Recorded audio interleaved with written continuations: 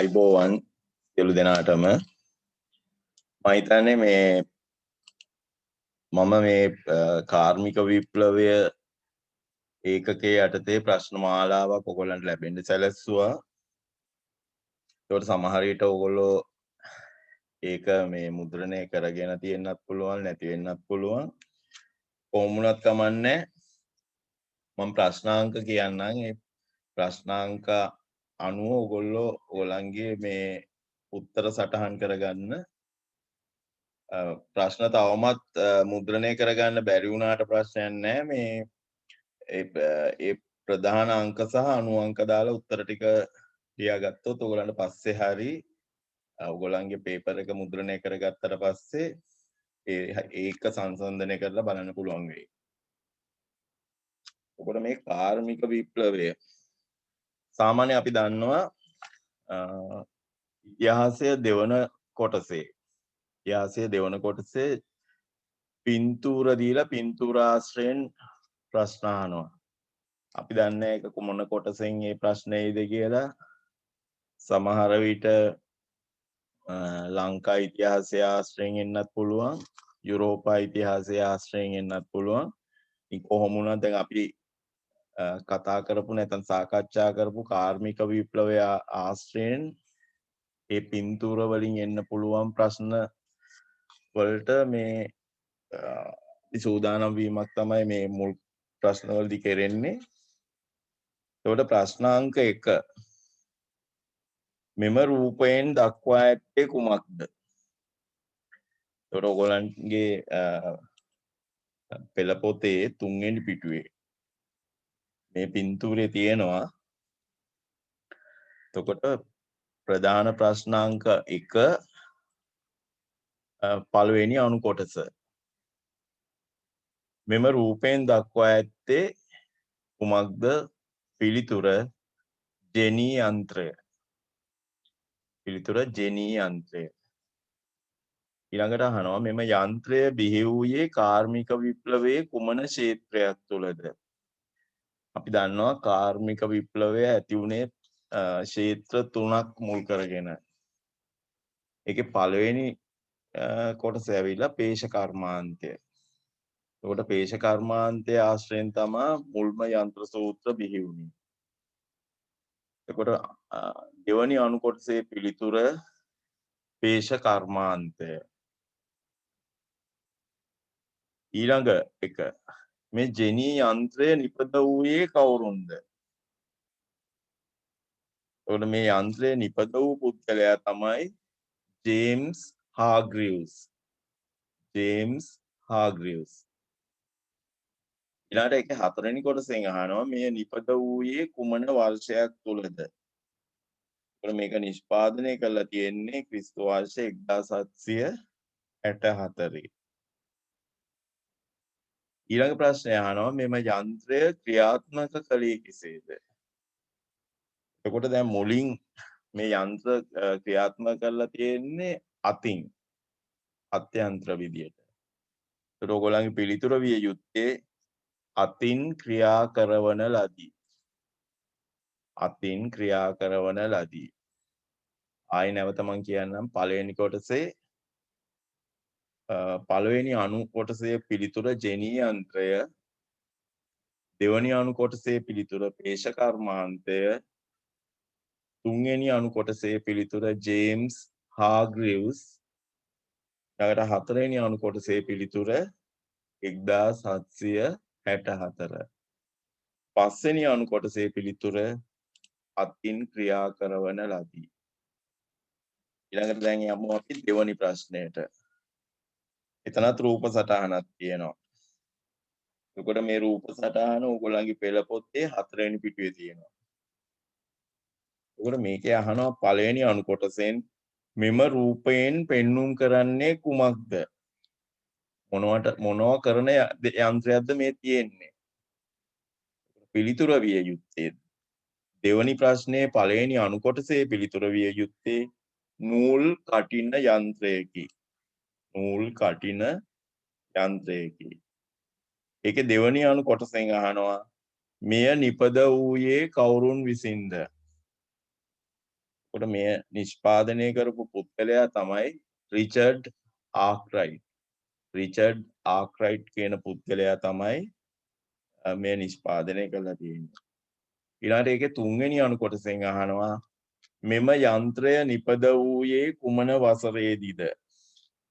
පිළිතුර ක්‍රිස්තු වර්ෂ 1769 දී.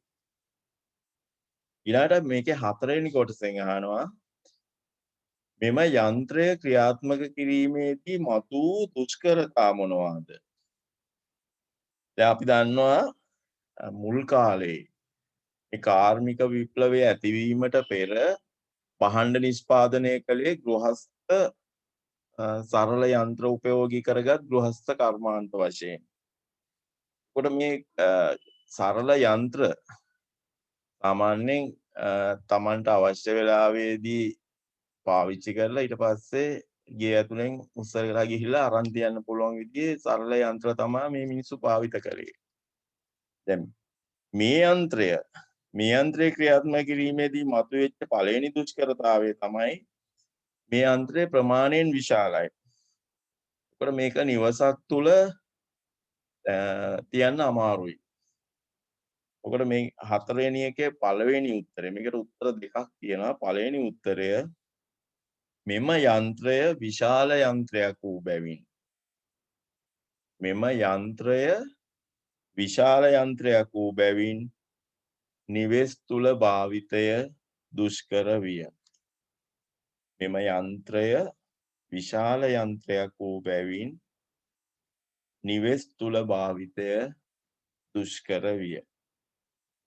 ඒක තමයි පළවෙනි පිළිතුර. ඊළඟට මේ යන්ත්‍රය පාවිච්චි කරන්න වේගවත් ජල දහරාවක් අවශ්‍යයි.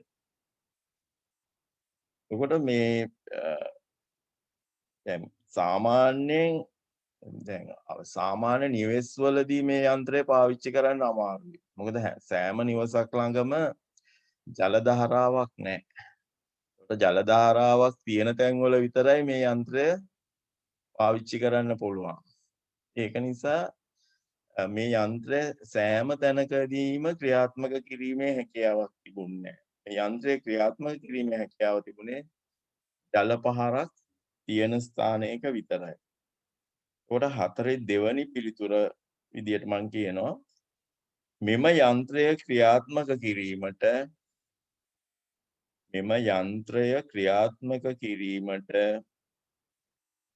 වේගවත් ජල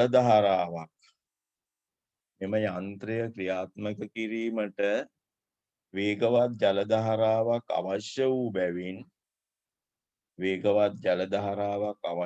බැවින් එය භාවිත කළ හැකි වූයේ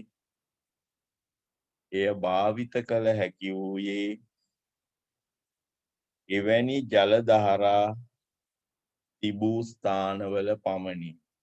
නැවත පිළිතුර කියන්න. මෙම යන්ත්‍රය ක්‍රියාත්මක කිරීමට වේගවත් ජල දහරාවක් අවශ්‍ය වූ බැවින් එය භාවිත කළ හැකි වූයේ එවැනි ජල දහරා තිබූ ස්ථානවල පමණි. ඊළඟට 3 වෙනි ප්‍රශ්නය. එතකොට මේ 3 වෙනි ප්‍රශ්නේ තියෙනවා ඡායාරූපයක්. එතකොට මේ ඡායාරූපය ඔයගොල්ලන්ගේ පෙළ පොතේ 5 වෙනි පිටුවේ තියෙනවා. එතකොට මේ 3 වෙනි ප්‍රශ්නේ පළවෙනි අණු කොටසෙන් අහනවා මෙම රූපයෙන් පෙන්눔 කරන්නේ කුමක්ද? එතකොට මේකට පිළිතුර තමයි වානේ නිපදවීමේ උතුණකි. මොකද උදුණක් කියන්නේ? උදුණක් කියන්නේ මේ උදුණ තුලට අපි ඇතුල් කරන්නේ යපස්. එතකොට මේ යපස් ඇතුල් කරලා මේක දැන් මුල් කාලේ නම් එංගලන්තයේදී යපස් උණු කරන්න පාවිච්චි කරලා තියෙන්නේ තර. නමුත් මේ කාර්මික විප්ලවයෙන් පසුව මහා පරිමාණයෙන් යපස් උණු කිරීමේදී ගල් අඟුරු භාවිත කළා. දැන් මේ පළවෙනි ප්‍රශ්නේ තුන්වෙනි ප්‍රශ්නේ පළවෙනි අණු කොටසෙන් උත්තරේ වාණයේ නිපදවීමේ උදුනකි. ඊළඟට දෙවැනි අණු කොටසෙන් අහනවා මෙම යන්ත්‍රය බිහි වූයේ කාර්මික විප්ලවයේ කුමන ක්ෂේත්‍රයක් තුලද? එතකොට මේක බිහි වුණේ යකඩ හා වාණයේ කර්මාන්තය තුල. ඒකට තුනේ දෙවැනි අණු කොටසේ පිළිතුර යකඩ හා වාණයේ කර්මාන්තය තුල. ඊළඟට තුන්වෙනි අණු කොටස. එතනින් අහනවා මෙමගින් සිදු වූයේ කුමක්ද? මෙතන සිදුවෙච්ච කාර්ය කුමක්ද කියලා තමයි මේ අහන්නේ. එතකොට මේ උදුනෙන් පුළුවන්කම තිබුණා යකඩවල තියෙන අපද්‍රව්‍ය ඉවත් කරලා වාණය නිෂ්පාදනය කරන්න. එතකොට මේකේ පිළිතුර විය යුත්තේ යකඩවල ඇති අපද්‍රව්‍ය ඉවත් කර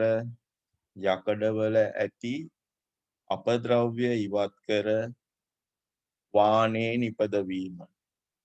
යකඩවල ඇති අපද්‍රව්‍ය ඉවත් කර වාණයේ නිපදවීම. ඊළඟට හතරවෙනි අණු කොටසෙන් අහනවා මෙම යන්ත්‍රය නිපද වූයේ කවුරුන්ද? එතකොට මේ යන්ත්‍රය නිපදෙව්වේ හෙන්රි බෙසමර්. හෙන්රි බෙසමර් කියන පුද්ගලයා තමයි මේ යන්ත්‍රය නිෂ්පාදනය කෙරුවේ. ඊළඟට ප්‍රශ්නාංක 4. එතකොට මේ ප්‍රශ්නාංක 4න් පෙන්눔 කරලා තියෙන ඡායාරූපය ඔයගොල්ලන්ගේ පෙළ පොතේ 6 වෙනි පිටුවේ තියෙනවා. එතකොට ඒකේ පළවෙනි අණු කොටසෙන් අහනවා. 4 වෙනි ප්‍රශ්නයේ පළවෙනි අණු කොටස. මෙම රූපයෙන් පෙන්눔 කෙරෙන්නේ කුමක්ද? එතකොට මේකෙන් පෙන්눔 කරන්නේ වාෂ්ප බලයෙන් ක්‍රියාත්මක කරන යන්ත්‍රයක්. එහෙම නැත්නම් වාෂ්ප බලයෙන් ක්‍රියාත්මක කරන එන්ජිමක්. එතකොට අපිට පිළිතුර ලියන්න පුළුවන් වාෂ්ප බලයෙන් ක්‍රියාත්මක කරන යන්ත්‍රයකි. හතරේ පළවෙනි අණු කොටසේ පිළිතුර වාෂ්ප බලයෙන් ක්‍රියාත්මක කරන යන්ත්‍රයකි. ඒකේ දෙවැනි අණු කොටසෙන් අහනවා මෙම යන්ත්‍රය කාර්මික විප්ලවයේ කුමන ක්ෂේත්‍රයක් තුල බිහි වූවේද? මේ වාෂ්ප බලයෙන් ක්‍රියාත්මක කරන මේ එන්ජිම නැත්නම් යන්ත්‍රය බිහි වුණේ ගල් අඟුරු කර්මාන්තය තුල. මේකේ දෙවැනි අණු කොටසේ පිළිතුර විය යුත්තේ ගල් අඟුරු කර්මාන්තය තුල. ගල් අඟුරු කර්මාන්තය තුල. ඊළඟට මේකේ තුන්වෙනි අණු කොටසෙන් අහනවා මෙමගින් සිදු වූයේ කුමක්ද? මෙමගින් සිදු වූයේ කුමක්ද? එතකොට දැන් මේ ගල් අඟුරු ආකාර කැණීම් කරනකොට දුෂ්කරතා කිහිපයක් පැන නැගුණා. එතකොට මේ දුෂ්කරතා තමයි දැන් මේ ආකාර කැණීම් කරගෙන යනකොට මේ ආකාරවල ඇතුලේ ජලය එකතු වෙනවා. එතකොට මේ ජලය ඉවත් කරන්න සිද්ධ වුණේ අතින් ඇදලා. ඒ කියන්නේ බාල්දි දාලා අතින් ඇදලා අරගෙන තමයි වතුර ඉවත් කරන්න සිද්ධ වුණා. ඊළඟට මේ ආකර පතුලේ උෂ්ණත්වය වැඩි. දැන් මේ ගැඹුරට යන්න යන්න ඒ ඇතුලේ වැඩ කරන කම්කරුවන්ට මේක ඇතුලේ තියෙන උෂ්ණත්වය උහුලා ගැනීම අමාරු වුණා. ඒකද වාතාශ්‍රය අඩුයි මේ ආකර පතුල් වලට යනකොට. ඉතින් ඒක නිසා මේ ආකර පතුල් වල උෂ්ණත්වය වැඩි. ඉතින් දැන් මේවා වලට විසඳුමක් විදියට තමයි මේ වාෂ්ප බලයෙන් ක්‍රියාත්මක කරන මේ යන්ත්‍රය තෝමස් නිව්කොමන් කියන පුද්ගලයා නිෂ්පාදනය කළේ. එතකොට 4 තුන්වෙනි අණු කොටසේ උත්තර දෙකක් තියෙනවා. පළවෙනි එක ආකරවල එකතු වන ජලය ඉවත් කිරීම. පළවෙනි පිළිතුර ආකරවල එකතු වන ජලය ඉවත් කිරීම. දෙවැනි පිළිතුර තමයි මම කිව්වා මේ ආකර පතුලේ උෂ්ණත්වය වැඩි වෙනවා කියලා ආකරවල ගැඹුරට යන්න ඒකට විසඳුම තමයි මේකේ දෙවැනි පිළිතුරෙන් දෙන්නේ. දෙවැනි පිළිතුර වාතය કૃත්‍රිම ලෙස සිසිල් කිරීමට. දෙවැනි පිළිතුර වාතය કૃත්‍රිම ලෙස සිසිල් කිරීමට. පළවෙනි පිළිතුර ආකරවල එකතු වන ජලය ඉවත් කිරීම. දෙවැනි පිළිතුර වාතය કૃත්‍රිම ලෙස සිසිල් කිරීමට. ඊළඟට හතරවෙනි ප්‍රශ්නයේ හතරවෙනි කොටසින් අහනවා මෙම යන්ත්‍රය නිපද වූයේ කවුරුන්ද? එතකොට මේ යන්ත්‍රය නිපද වූයේ තෝමස් නිව්කොමන්. තෝමස් නිව්කොමන් කියන පුද්ගලයා තමයි මේ යන්ත්‍රය නැත්තම් මේ වාෂ්ප එන්ජිම නිර්මාණය කෙරුවේ. ඊළඟට පස්වෙනි ප්‍රශ්නයේ පළවෙනි අණු කොටස. එකෙන් අහනවා මේ රූපයෙන් පෙන්눔 කරන්නේ කුමක්ද? එතකොට ඒ රූප සටහනත් ඔයගොල්ලන්ගේ පෙළ පොතේ 6 වෙනි පිටුවේ තියෙනවා. එතකොට දැන් මේ රූප සටහනෙන් පෙන්눔 කරන්නේ අර තෝමස් නිව්කොමන් කියන පුද්ගලයා නිර්මාණය කරපු වාෂ්ප බලයෙන් ක්‍රියාත්මක කරන යන්ත්‍රය වැඩි දියුණු කරලා කරපු නිර්මාණය. එතකොට ඒකේ පළවෙනි පිළිතුර තමයි වාෂ්ප එන්ජිමකි. පහේ පළවෙනි අණු කොටසේ පිළිතුර වාෂ්ප එන්ජිමකි. ඊළඟට මේකේ දෙවැනි අණු කොටසෙන් අහනවා මෙය නිපද වූයේ කවුරුන්ද?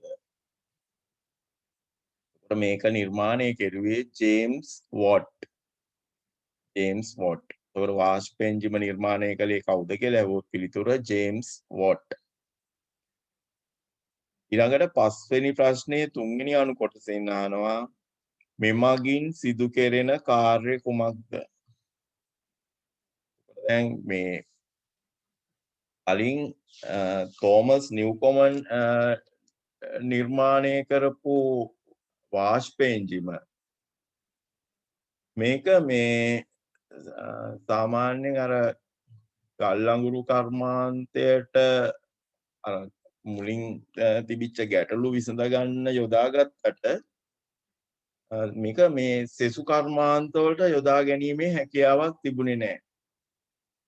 ඉතින් මේ ජේම්ස් වොට් කියන පුද්ගලයා ක්‍රිස්තු වර්ෂ 1736 දී අර තෝමස් නිව්කොමන් නිෂ්පාදනය කරපු එන්ජිම වැඩි දියුණු කරලා තමයි තමන්ගේ මේ වාෂ්ප එන්ජිම සකස් කළේ. එතකොට පස්වෙනි ප්‍රශ්නයේ තුන්වෙනි අණු කොටසේ පිළිතුර තෝමස් නිව්කොමන්ගේ වාෂ්ප එන්ජිමට වඩා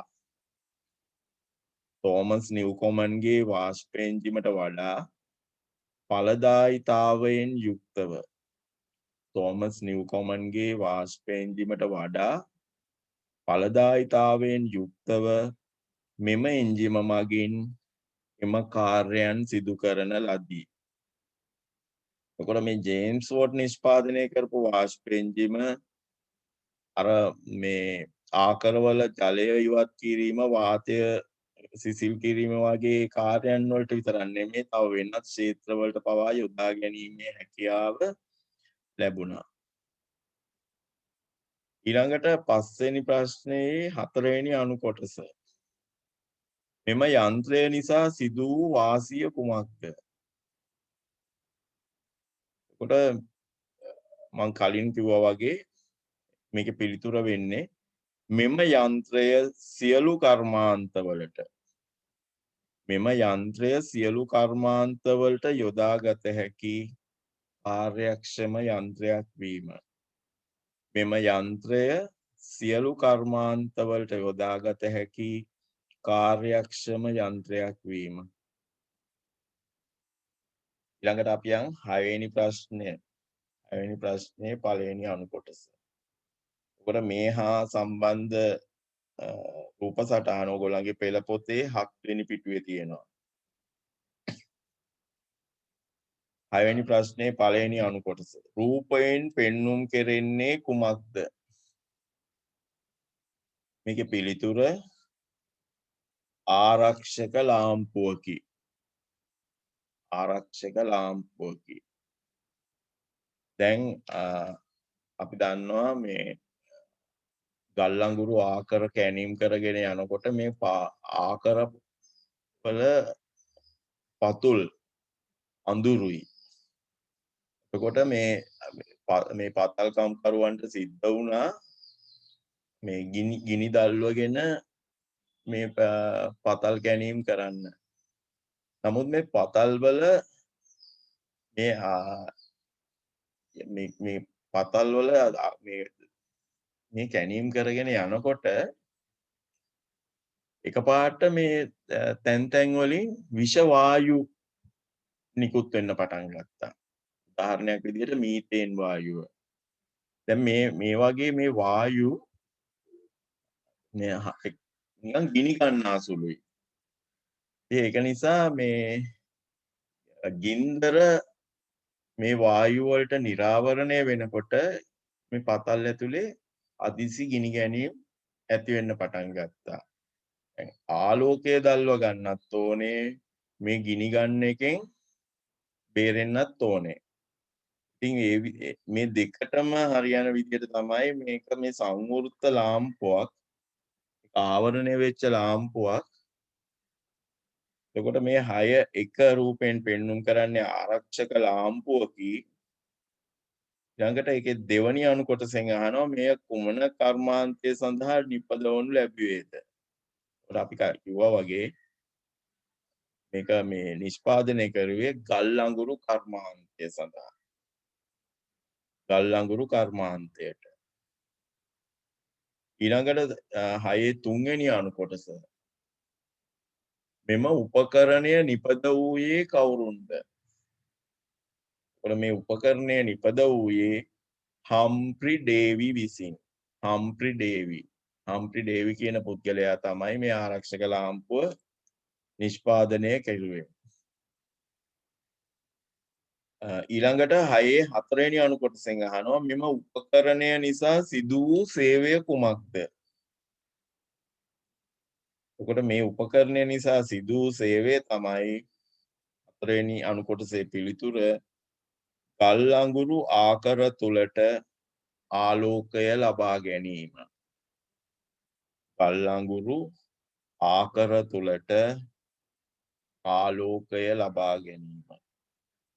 6 පළවෙනි අණු කොටසේ පිළිතුර ආරක්ෂක ලාම්පුවකි. දෙවැනි අණු කොටසේ පිළිතුර ගල් අඟුරු කර්මාන්තය. තුන්වෙනි අණු කොටසේ පිළිතුර හම්ෆ්‍රි ඩේවි විසින්. හතරවෙනි අණු කොටසේ පිළිතුර ගල් අඟුරු ආකර තුලට ආලෝකය ලබා ගැනීම. ඊළඟට 7 වෙනි ප්‍රශ්නය. 7 වෙනි ප්‍රශ්නයේ පළමු වන අණු කොටස.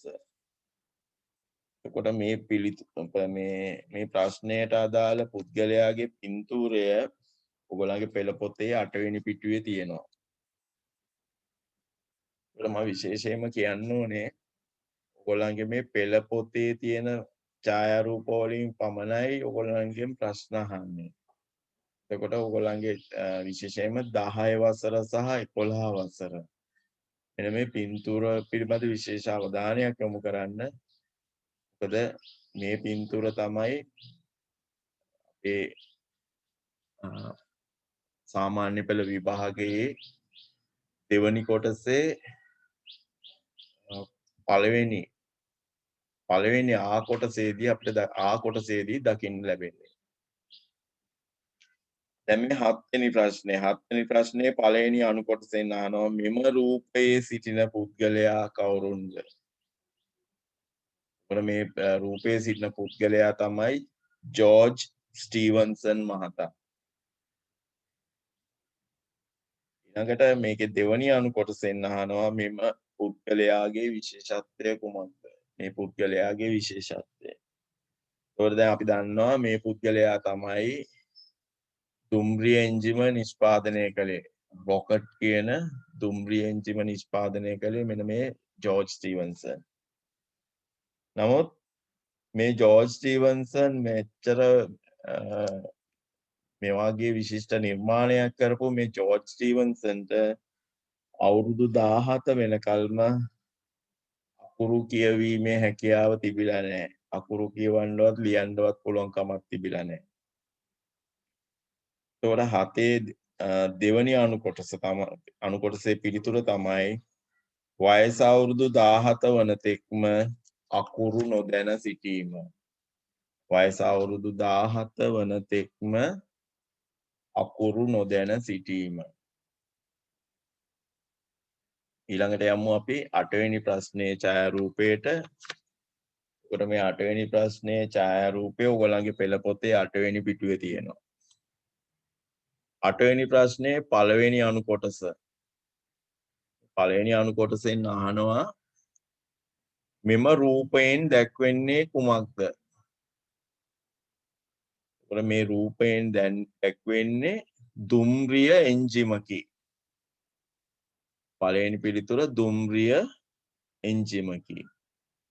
8 දෙවැනි අණු කොටස මෙය නිර්මාණය කරනු ලැබුවේ කවුරුන්ද?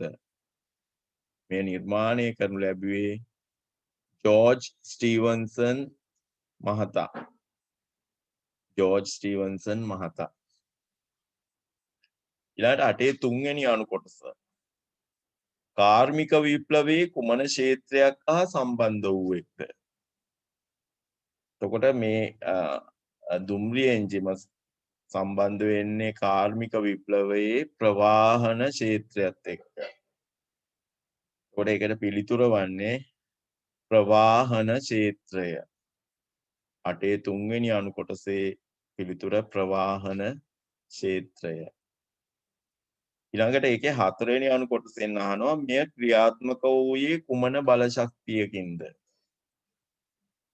ඒකට පිළිතුර වාෂ්ප බලයෙන්. ජල වාෂ්ප බලයෙන් තමයි මේ දුම්රිය එන්ජිම ක්‍රියාත්මක වුණේ. ඊළඟට 9 වෙනි ප්‍රශ්නය. 9 වෙනි ප්‍රශ්නයට අදාළ ඡායාරූපය ඔයගොල්ලන්ගේ පෙළ පොතේ 9 වෙනි පිටුවේ තියෙනවා. මේකේ අහනවා මෙම රූපයෙන් පෙන්눔 කෙරෙන්නේ කුමක්ද? ඒකට 9 වෙනි ප්‍රශ්නේ පළවෙනි අණු කොටසේ පිළිතුර මෝටර් රථයකි. මෝටර් රථයකි. ඊළඟට දෙවැනි අණු කොටසෙන් අහනවා මෙය නිර්මාණය කරනු ලැබුවේ කවුරුන්ද? ඒකට පිළිතුර ඩෙම්ලර්. ඩෙම්ලර් කියන පුද්ගලයා තමයි මේ මෝටර් රථය නිර්මාණය කළේ. ඊළඟට තුන්වෙනි අණු කොටසෙන් අහනවා ඔහු කුමන ජාතිකයෙක්ද? එතකොට පිළිතුර ජර්මන් ජාතිකයෙක්. ජර්මන් ජාතිකයෙක්. ඊළඟට 10 වෙනි ප්‍රශ්නය. 10 වෙනි ප්‍රශ්නයට අදාළ ඡායාරූපය ඔයගොල්ලන්ගේ පෙළ පොතේ 9 වෙනි පිටුවේ තියෙනවා. 10 පළවෙනි අණු කොටසේ 10 වෙනි ප්‍රශ්නේ පළවෙනි අණු කොටසෙන් අහනවා රූපයෙන් පෙන්눔 කෙරෙන්නේ කුමක්ද? පිළිතුර ගුවන් යානයකි. ගුවන් යානයකි. ඊළඟට 10 දෙවැනි අණු කොටසෙන් අහනවා මෙය නිර්මාණය කෙරුවේ කවුරුන් විසින්ද? එතකොට මේක නිර්මාණය කෙරුවේ රයිට් සහෝදරයන් විසින්. රයිට් සහෝදරයන් විසින්. එතකොට මේ රයිට් සහෝදරයෝ දෙන්න තමයි විල්බර් රයිට් සහ ඕවිල් රයිට්. විල්බර් රයිට් සහ ඕවිල් රයිට්. ඊළඟට 10 තුන්වෙනි අණු කොටසෙන් අහනවා ඔවුන් කුමන ජාතිකයන්ද? පිළිතුර ඇමරිකානු ජාතිකයන්. ඇමරිකානු ජාතිකයන්. ඊළඟට 10 හතරවෙනි කොටසෙන් අහනවා මෙය නිර්මාණය වූයේ කුමන වසරේදීද? ඒකට මේ ගුවන් යානය ඔවුන් නිර්මාණය කරලා තියෙන්නේ ක්‍රිස්තු වර්ෂ 1903 දී. ඊළඟට 10 පස්වෙනි අණු කොටසෙන් අහනවා මේ කාර්මික විප්ලවයේ කුමන ක්ෂේත්‍රයක් ඇසුරෙන් නිපද වූයේද? මේක අයිති වෙන්නේ කාර්මික විප්ලවයේ ප්‍රවාහන ක්ෂේත්‍රයට.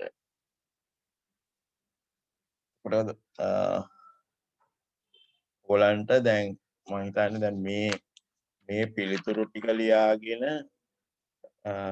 මේ පිළිතුරු ටික බලාගත්තත් ඇති කාර්මික විප්ලවය පාඩමේ ඊට අදාළ ඡායාරූප ආශ්‍රිතව ප්‍රශ්න ආවොත් ඒවට පිළිතුරු සපයන්න. ඊළඟට අපි යමු 11 වෙනි ප්‍රශ්නයට. එතන අහනවා කාර්මික විප්ලවය යනු කුමක්ද?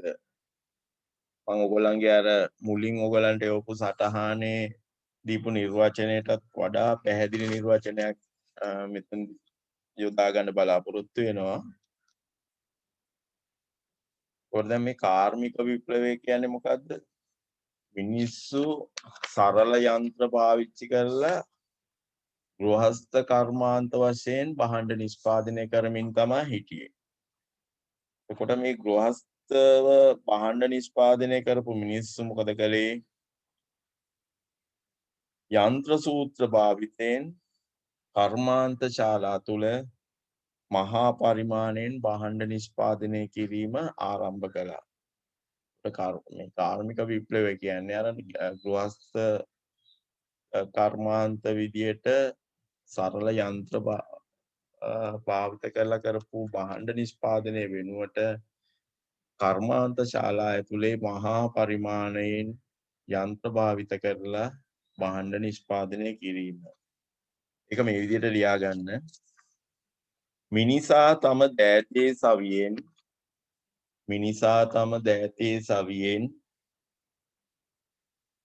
ගෘහස්ත කර්මාන්තයක් ලෙස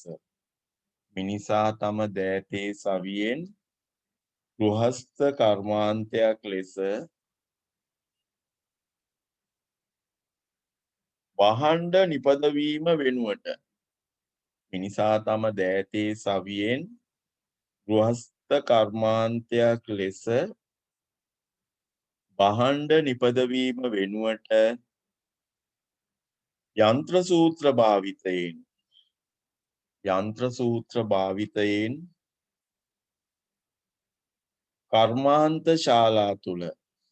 යන්ත්‍ර සූත්‍ර භාවිතයෙන් කර්මාන්ත ශාලා තුල මහා පරිමාණයෙන්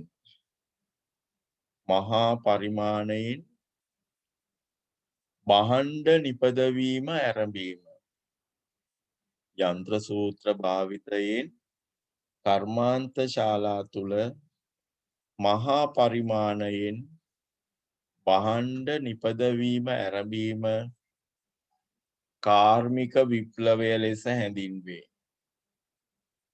මම නැවතත් සම්පූර්ණ වාක්‍යය කියන මිනිසා තම දෑතේ සවියෙන් ගෘහස්ත කර්මාන්තයක් ලෙස භාණ්ඩ නිපදවීම වෙනුවට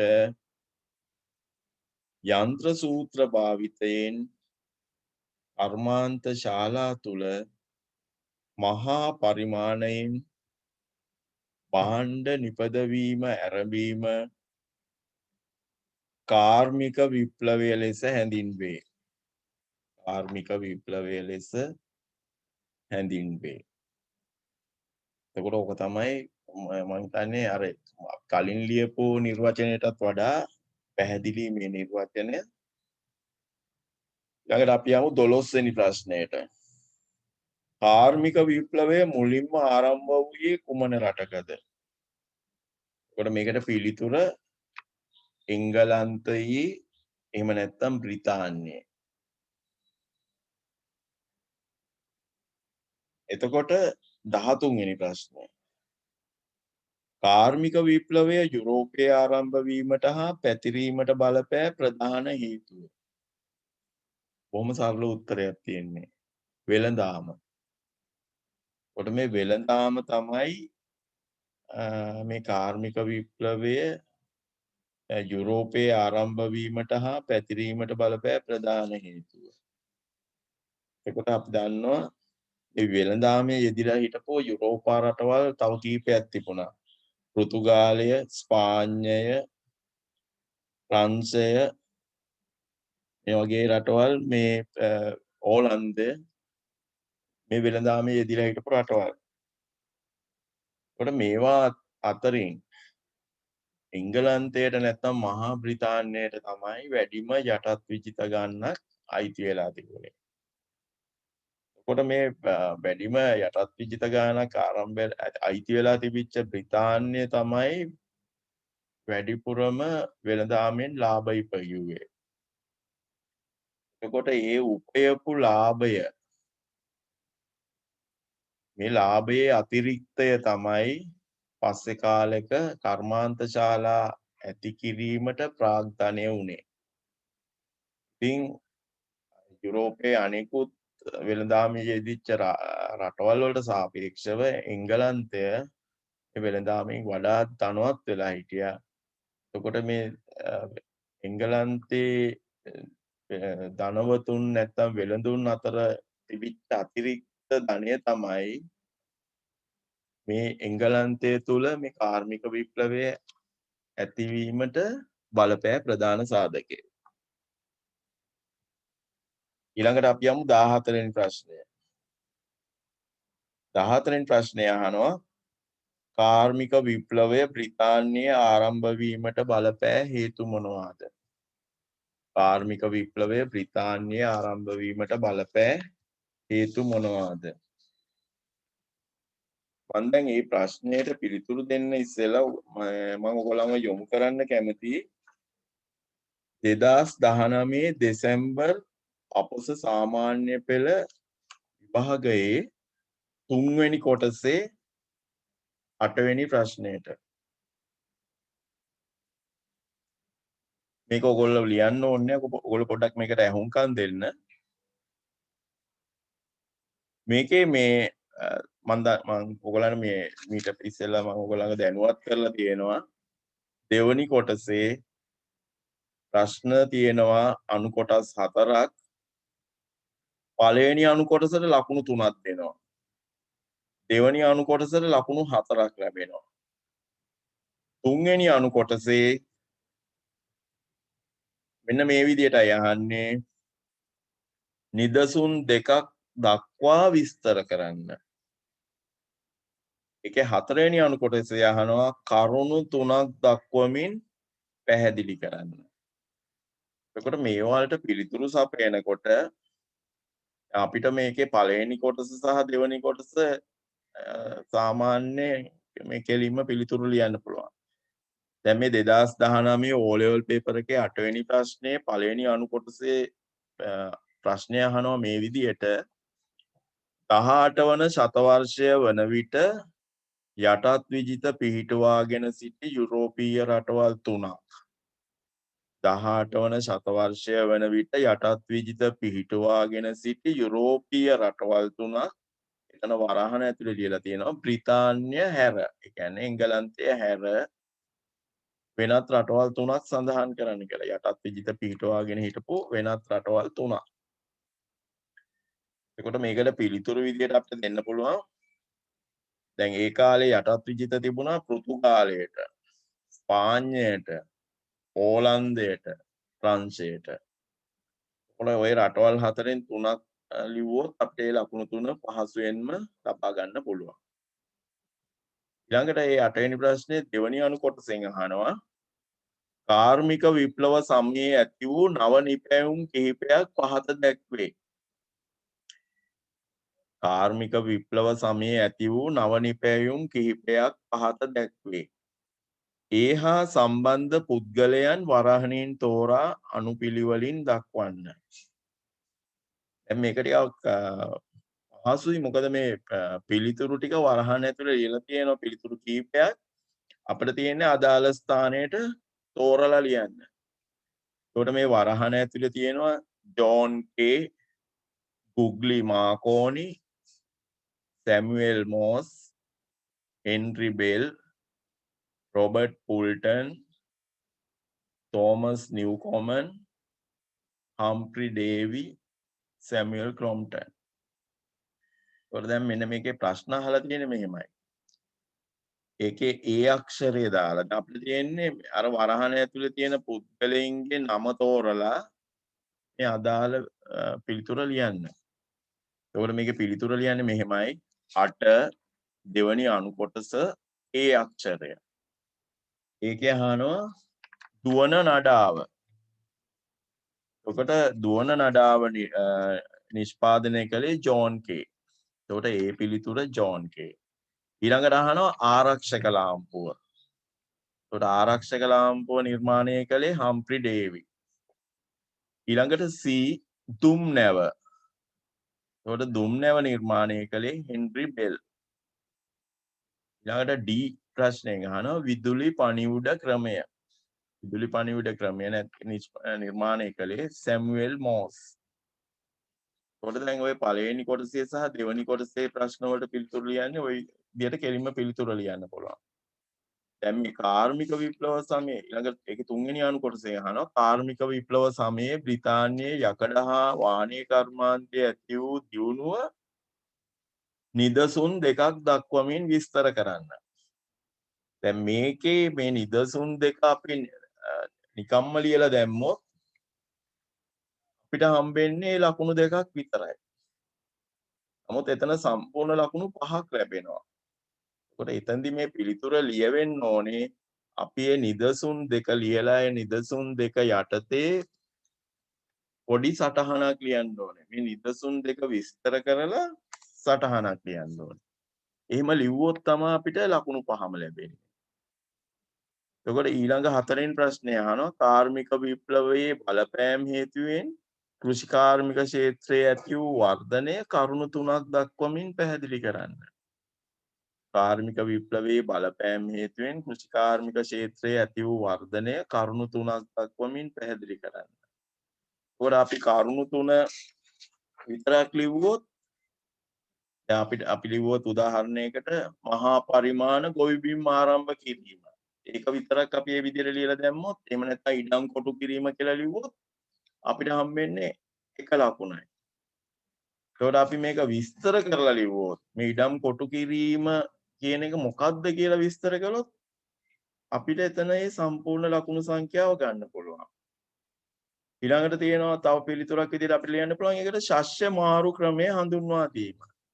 ඒකට අපි එතන ওই ශස්‍ය මාරු ක්‍රමය හඳුන්වා දීම කියලා විතරක් ලිව්වොත් අපිට ඒක හම්බෙන්නේ එක ලකුණයි. ඒකට අපි ඒක විස්තර කරලා ලිව්වොත් දැන් මේ විදිහට ඒ කරුණු තුනම විස්තර කරලා ලිව්වොත් අපිට සම්පූර්ණ ලකුණු 6ම ලබා ගන්න පුළුවන්. ඒකට දැන් මම මෙතනින් එහාට තියෙන මේ 14 වෙනි ප්‍රශ්නයේදී ඒ වගේ විස්තර කිරීමක් කරනවා. ඔයගොල්ලන්ට ඔයගොල්ලන්ට මම ලියන්න සාධාරණ කාලෙකුත් දෙන්නම්. දැන් අපි ගමු ඒක 14 වෙනි ප්‍රශ්නේ කියනවා කාර්මික විප්ලවය බ්‍රිතාන්‍ය ආරම්භ වීමට බලපෑ හේතු මොනවාද? ඔකේ අණු අංක ගොඩක් දාලා ඇති. නමුත් ඒවා අමතක කරලා අපි මේ විදිහට පිළිතුරු ලියමු. එතකොට මේ පළවෙනි පිළිතුර විදිහට මම ලියනවා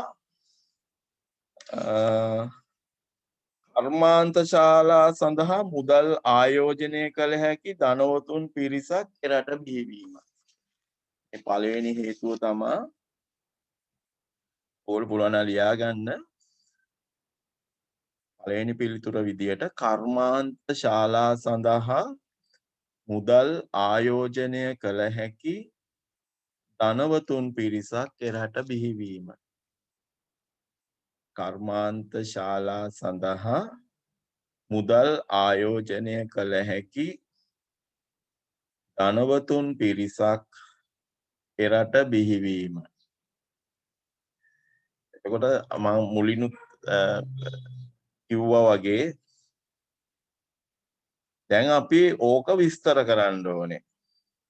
අපි මේක මේ මහා ලොකු විස්තරයක් ඕනේ මේක අපි කෙටියෙන් විස්තර කරනවා.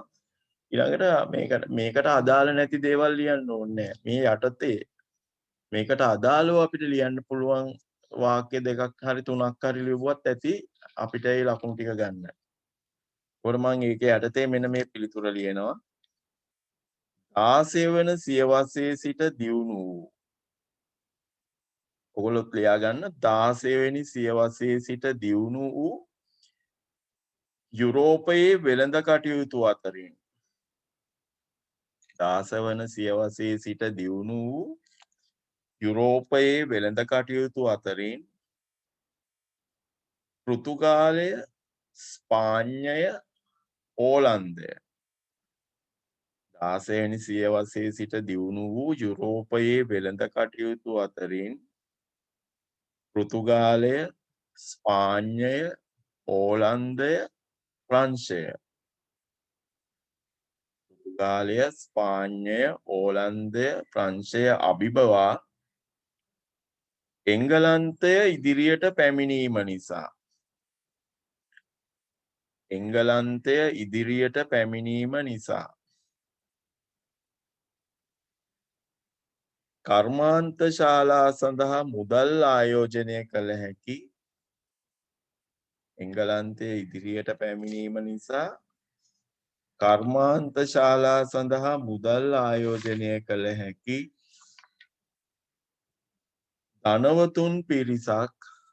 ධනවතුන් පිරිසක් එරට බිහිවීම.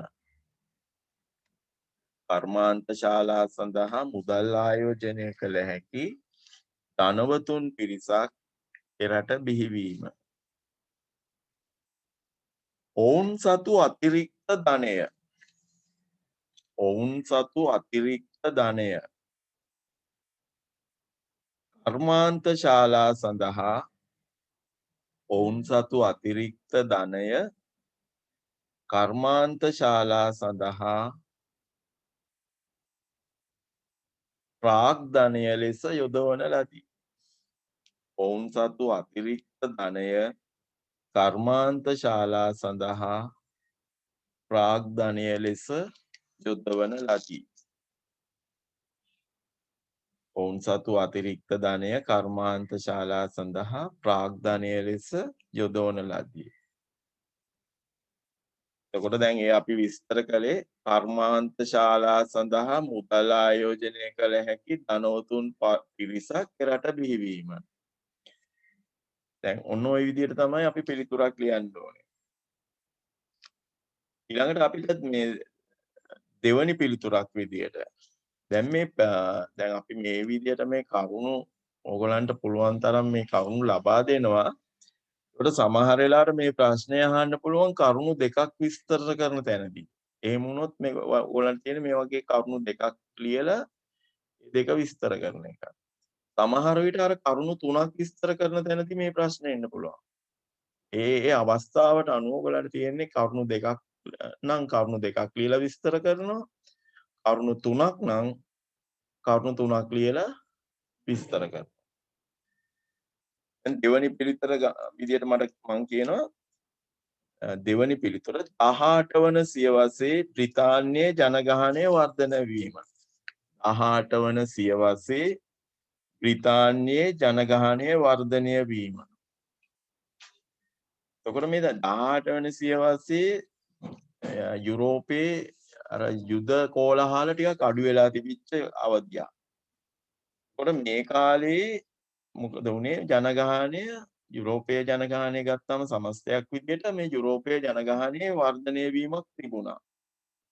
එතකොට දැන් මේ බ්‍රිතාන්‍ය ජනගහනය අධික ලෙස වර්ධනය වීමක් පෙන්눔 කළා. එතකොට මේ ජනගහනය අධික ලෙස වර්ධනය වෙනකොට මොකද වුනේ? භාණ්ඩ සඳහා ඉල්ලුම වැඩි වුණා. නමුත් මේ ඉල්ලුමට සාපේක්ෂව සැපයුම සිදු වුණේ නැහැ. මොකද මේ අර ගෘහස්ත කර්මාන්ත වලින් මේ සැපයුම සපයන්න හැකියාවක් ලැබුණේ නැහැ. ඒ නිසා මේ අයට කෙටි කාලයක් තුල වැඩි භාණ්ඩ ප්‍රමාණයක් නිෂ්පාදනය කිරීමේ ක්‍රම සහ විධි පිළිබඳ සොයා බලන්න සිද්ධ වුණා. එතකොට ඒකේ ප්‍රතිඵලය තමයි කාර්මික විප්ලවය. එතකොට අපි මේ විදිහට විස්තර කරමු ඒ කාරණය 18 වන සියවසේ බ්‍රිතාන්‍යයේ ජනගහනය වර්ධනය වීම. එතකොට ඒක විස්තර කරලා අපිට ලියන්න පුළුවන් 18 වන සියවස අගභාගයේ යුරෝපයේ යුද කෝලහල 18 වන සියවස අගභාගයේ යුරෝපයේ යුද කෝලහල අඩු කාල පරිච්ඡේදයක් විය. 18 වන සියවස අගභාගයේ යුරෝපයේ යුද කෝලාහල අඩු කාල පරිච්ඡේදයක් විය. මේ නිසා බ්‍රිතාන්‍යයේ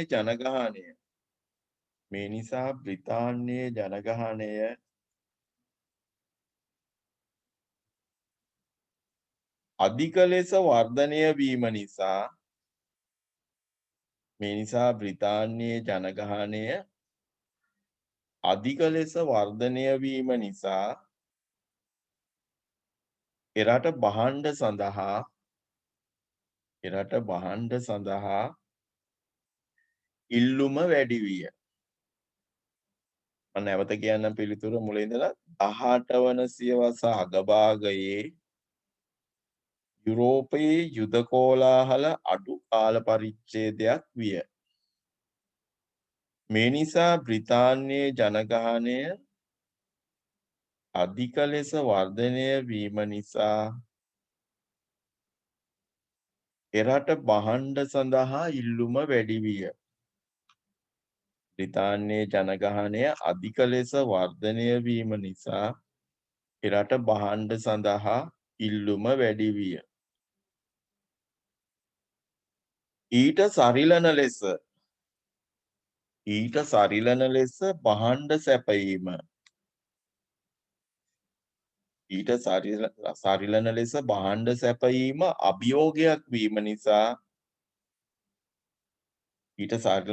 භාණ්ඩ සැපයීම අභියෝගයක් වීම නිසා කාර්මික ක්ෂේත්‍රයේ දියුණුවක් ඇති විය.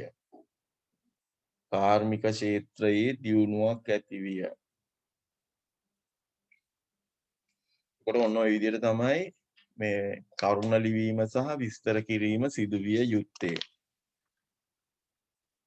එතකොට මේකේ තවත් තුන්වෙනි පිළිතුරක් විදිහට ලියන්න පුළුවන්.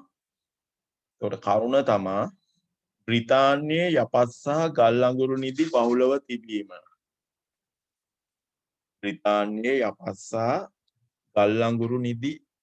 බහුලව තිබීම. එතකොට මේක විස්තර කරන්න පුළුවන් මේ විදිහට. යන්ත්‍ර සූත්‍ර තැනීමට අවශ්‍ය යකඩ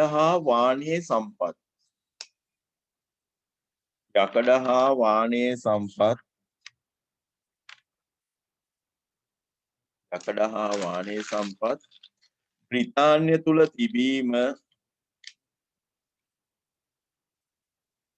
බ්‍රිතාන්‍ය තුල තිබීම පමණක් නොව යන්ත්‍ර සූත්‍ර තැනීමට අවශ්‍ය යකඩ හා වාණයේ සම්පත් බ්‍රිතාන්‍ය තුල තිබීම පමණක් නොව බලශක්තිය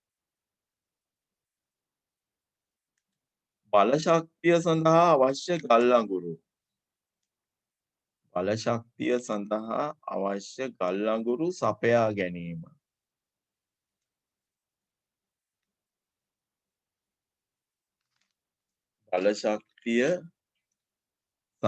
අවශ්‍ය ගල් අඟුරු සපයා ගැනීම.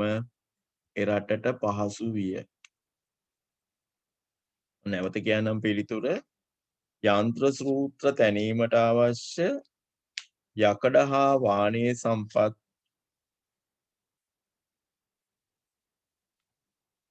බ්‍රිතාන්‍ය තුල තිබීම පමණක් නොව බලශක්තිය සඳහා අවශ්‍ය ගල් අඟුරු සපයා ගැනීම එරටට පහසු විය. එතකොට ඔය තමයි තුන්වෙනි උත්තරය. දැන් ඔයගොල්ලන්ට මේක සමහර වෙලාවට මේ සමහරුන්ට මේකේ මේ මම කියනවා වේගය වැඩි වගේ හිතෙන්නත් පුළුවන්. මම මේකේ මේ පිළිතුරු කොලයක් මේ ප්‍රශ්න පත්‍රයේ පිළිතුරු ලියපු එකක් මම ඉදිරියට ඔයගොල්ලන්ට මේ බලන්න මම YouTube එකට දානවා. ඒකට සමහරලාට ඔයගොල්ලන්ට ඔය මොන හරි අඩුපාඩු වුණොත් ඒක හරි ගස්ස ගන්න පුළුවන් වෙයි. ඊළඟට හතරවෙනි පිළිතුර ඉඩම් කොටු කිරීම.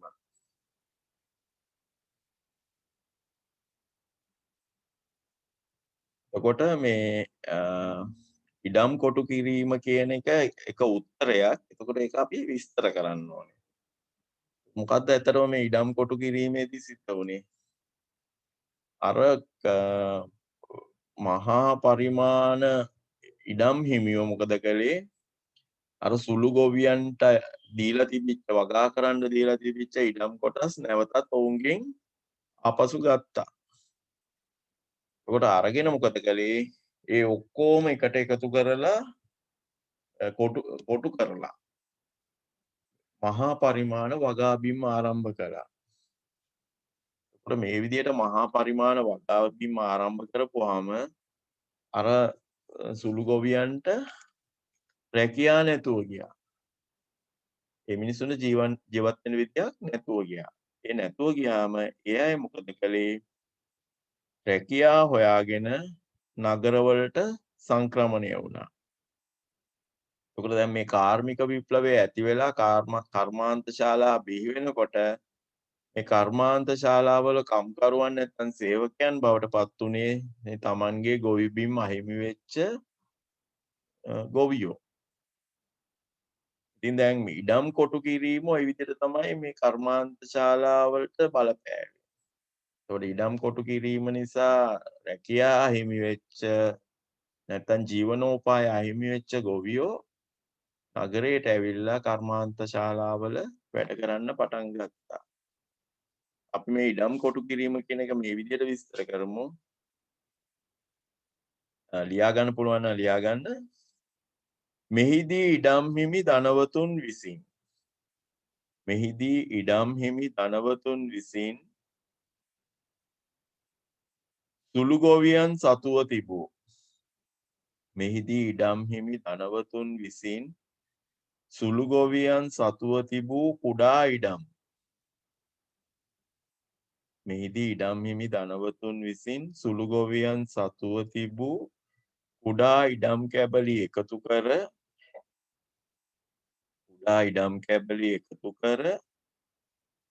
විශාල ගොවිපළවල් සකස් කරගන්නා ලදී. මෙහිදී ඉඩම් හිමි ධනවතුන් විසින් සුළු ගොවියන් සතුව තිබූ කුඩා ඉඩම් කැබලි එකතු කර විශාල ගොවිපළවල් සකස් කරගන්නා ලදී. මෙය ඉඩම් කොටු කිරීමේ ව්‍යාපාරය ලෙස හඳුන්වන ලදී. මෙය ඉඩම් කොටු කිරීමේ ව්‍යාපාරය ලෙස හඳුන්වන ලදී. මෙම ඉඩම් කොටු කිරීමේ ව්‍යාපාරය නිසා මෙය ඉඩම් කොටු කිරීමේ ව්‍යාපාරය ලෙස හඳුන්වන ලදී. මෙම ඉඩම් කොටු කිරීමේ ව්‍යාපාරය නිසා ඉඩම් අහිමි වූ ගම්බද ගොවීන් ඉඩම් කොටු කිරීමේ ව්‍යාපාරය නිසා ඉඩම් අහිමි වූ ගම්බද ගොවීන්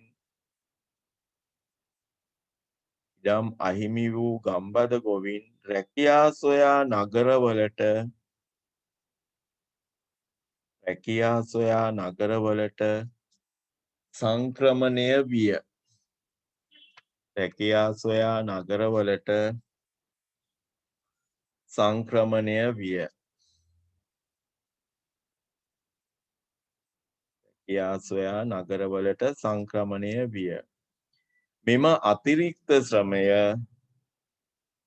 මෙම අතිරික්ත ශ්‍රමය කාර්මික දියුණුවට යොදාගත හැකි විය. මෙම අතිරික්ත ශ්‍රමය කාර්මික දියුණුවට යොදාගත හැකි විය. මම නැවත ඒ පිළිතුර කියන්න. මෙහිදී ඉඩම් හිමි ධනවතුන් විසින් සුළු ගොවියන් සතුව තිබූ කුඩා ඉඩම් කැබලි එකතු කර විශාල ගොවිපළවල් සකස් කරගන්නා ලදී. මෙය ඉඩම් කොටු කිරීමේ ව්‍යාපාරය ලෙස හඳුන්වන ලදී. මෙම ඉඩම් කොටු කිරීමේ ව්‍යාපාරය නිසා ඉඩම් අහිමි වූ ගම්බද ගොවීන් රැකියා සොයා නගරවලට සංක්‍රමණය විය. මෙම අතිරික්ත ශ්‍රමය කාර්මික දියුණුවට යොදාගත හැකි විය. ඊළඟ උත්තරයට අපි ඊළඟ කරුණ බ්‍රිතාන්‍ය භාණ්ඩවලට යටත් විජිතවල ඉල්ලුමක් තිබීම. බ්‍රිතාන්‍ය භාණ්ඩවලට යටත් විජිතවල ඉල්ලුමක් තිබීම. දැන් මේ පිළිතුරෙන් කියන්නේ දැන් මේ බ්‍රිතාන්‍ය භාණ්ඩවලට අත වශයෙන්ම දැන් මේ බ්‍රිතාන්‍යෝ කළේ තමන්ගේ යටත් විජිත වලින් අමුද්‍රව්‍ය තමන්ගේ රටට අරන් ගියා. අරන් ගිහිල්ලා ඒ තමන්ගේ රටේදී තමයි භාණ්ඩ නිෂ්පාදනය කිරීම කෙරුවේ. එතකොට මේ නිමි භාණ්ඩ අලෙවි කරපු වෙළඳපොළ බවට පත් උනේ ඔවුන්ට අයිති යටත් විජිත. කොහොම වුණත් මේ යටත් විජිත වලින් මේ බ්‍රිතාන්‍ය භාණ්ඩවලට හොඳ ඉල්ලුමක් ඇති වුණා. එතකොට දැන් මේ ඉහළ ඉල්ලුම සපුරා ගන්න අර ගෘහස්ත කර්මාන්ත වලින් බැරි තත්වයක් ආවා. ඉතින් ඒගොල්ලන්ට වමනා වුණා මේ කෙටි කාලයක් ඇතුළත වැඩි නිෂ්පාදනයක් කරන ක්‍රමයක් සොයාගන්න. කොට මේ අභියෝගයට ඒගොල්ලෝ මුහුණ දුන්නේ මේ යන්ත්‍ර සූත්‍ර නිෂ්පාදනය කිරීමෙන්. කොට මේ යන්ත්‍ර සූත්‍ර නිෂ්පාදනය කළාට පස්සේ මහා පරිමාණයෙන් මේ භාණ්ඩ නිෂ්පාදනය කිරීමේදී මේ භාණ්ඩ නිෂ්පාදනයට ගිය පිරිවැය අඩු වුණා. ඒ නිසා අඩු මිලකට හොඳ ගුණාත්මක භාණ්ඩ සැපයීමේ හැකියාව ලැබුණා. ඒ හරහා මේ යටත් විජිතවල මේ බ්‍රිතාන්‍ය නිෂ්පාදන වලට හොඳ ඉල්ලුමක් ඇති වුණා. දැන් අපි විස්තර කරමු මේ කාරණාව බ්‍රිතාන්‍ය භාණ්ඩවලට යටත් විජිතවල ඉල්ලුමක් තිබීම. බ්‍රිතාන්‍ය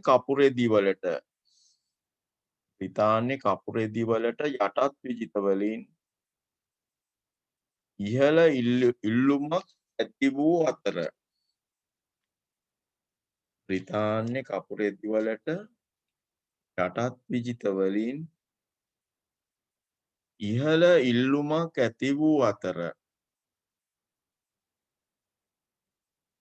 මෙතෙක් පැවති නිෂ්පාදන ක්‍රමවලින්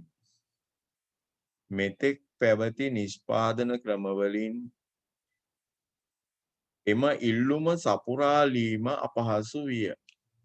මෙතෙක් පැවති නිෂ්පාදන ක්‍රමවලින් එම ඉල්ලුම සපුරාලීම අපහසු විය.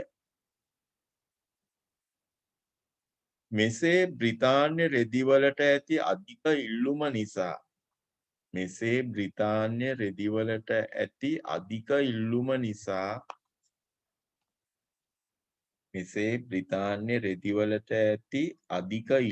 නිසා කෙටි කාලීනව එම භාණ්ඩ නිෂ්පාදනය කිරීමේ බ්‍රිතාන්‍ය රෙදිවලට ඇති අධික ඉල්ලුම නිසා කෙටි කාලීනව එම භාණ්ඩ නිෂ්පාදනය කිරීමේ අවශ්‍යතාවයක් ඇති විය. කෙටි කාලීනව එම භාණ්ඩ නිෂ්පාදනය කිරීමේ අවශ්‍යතාවයක් ඇති විය. එරට කාර්මික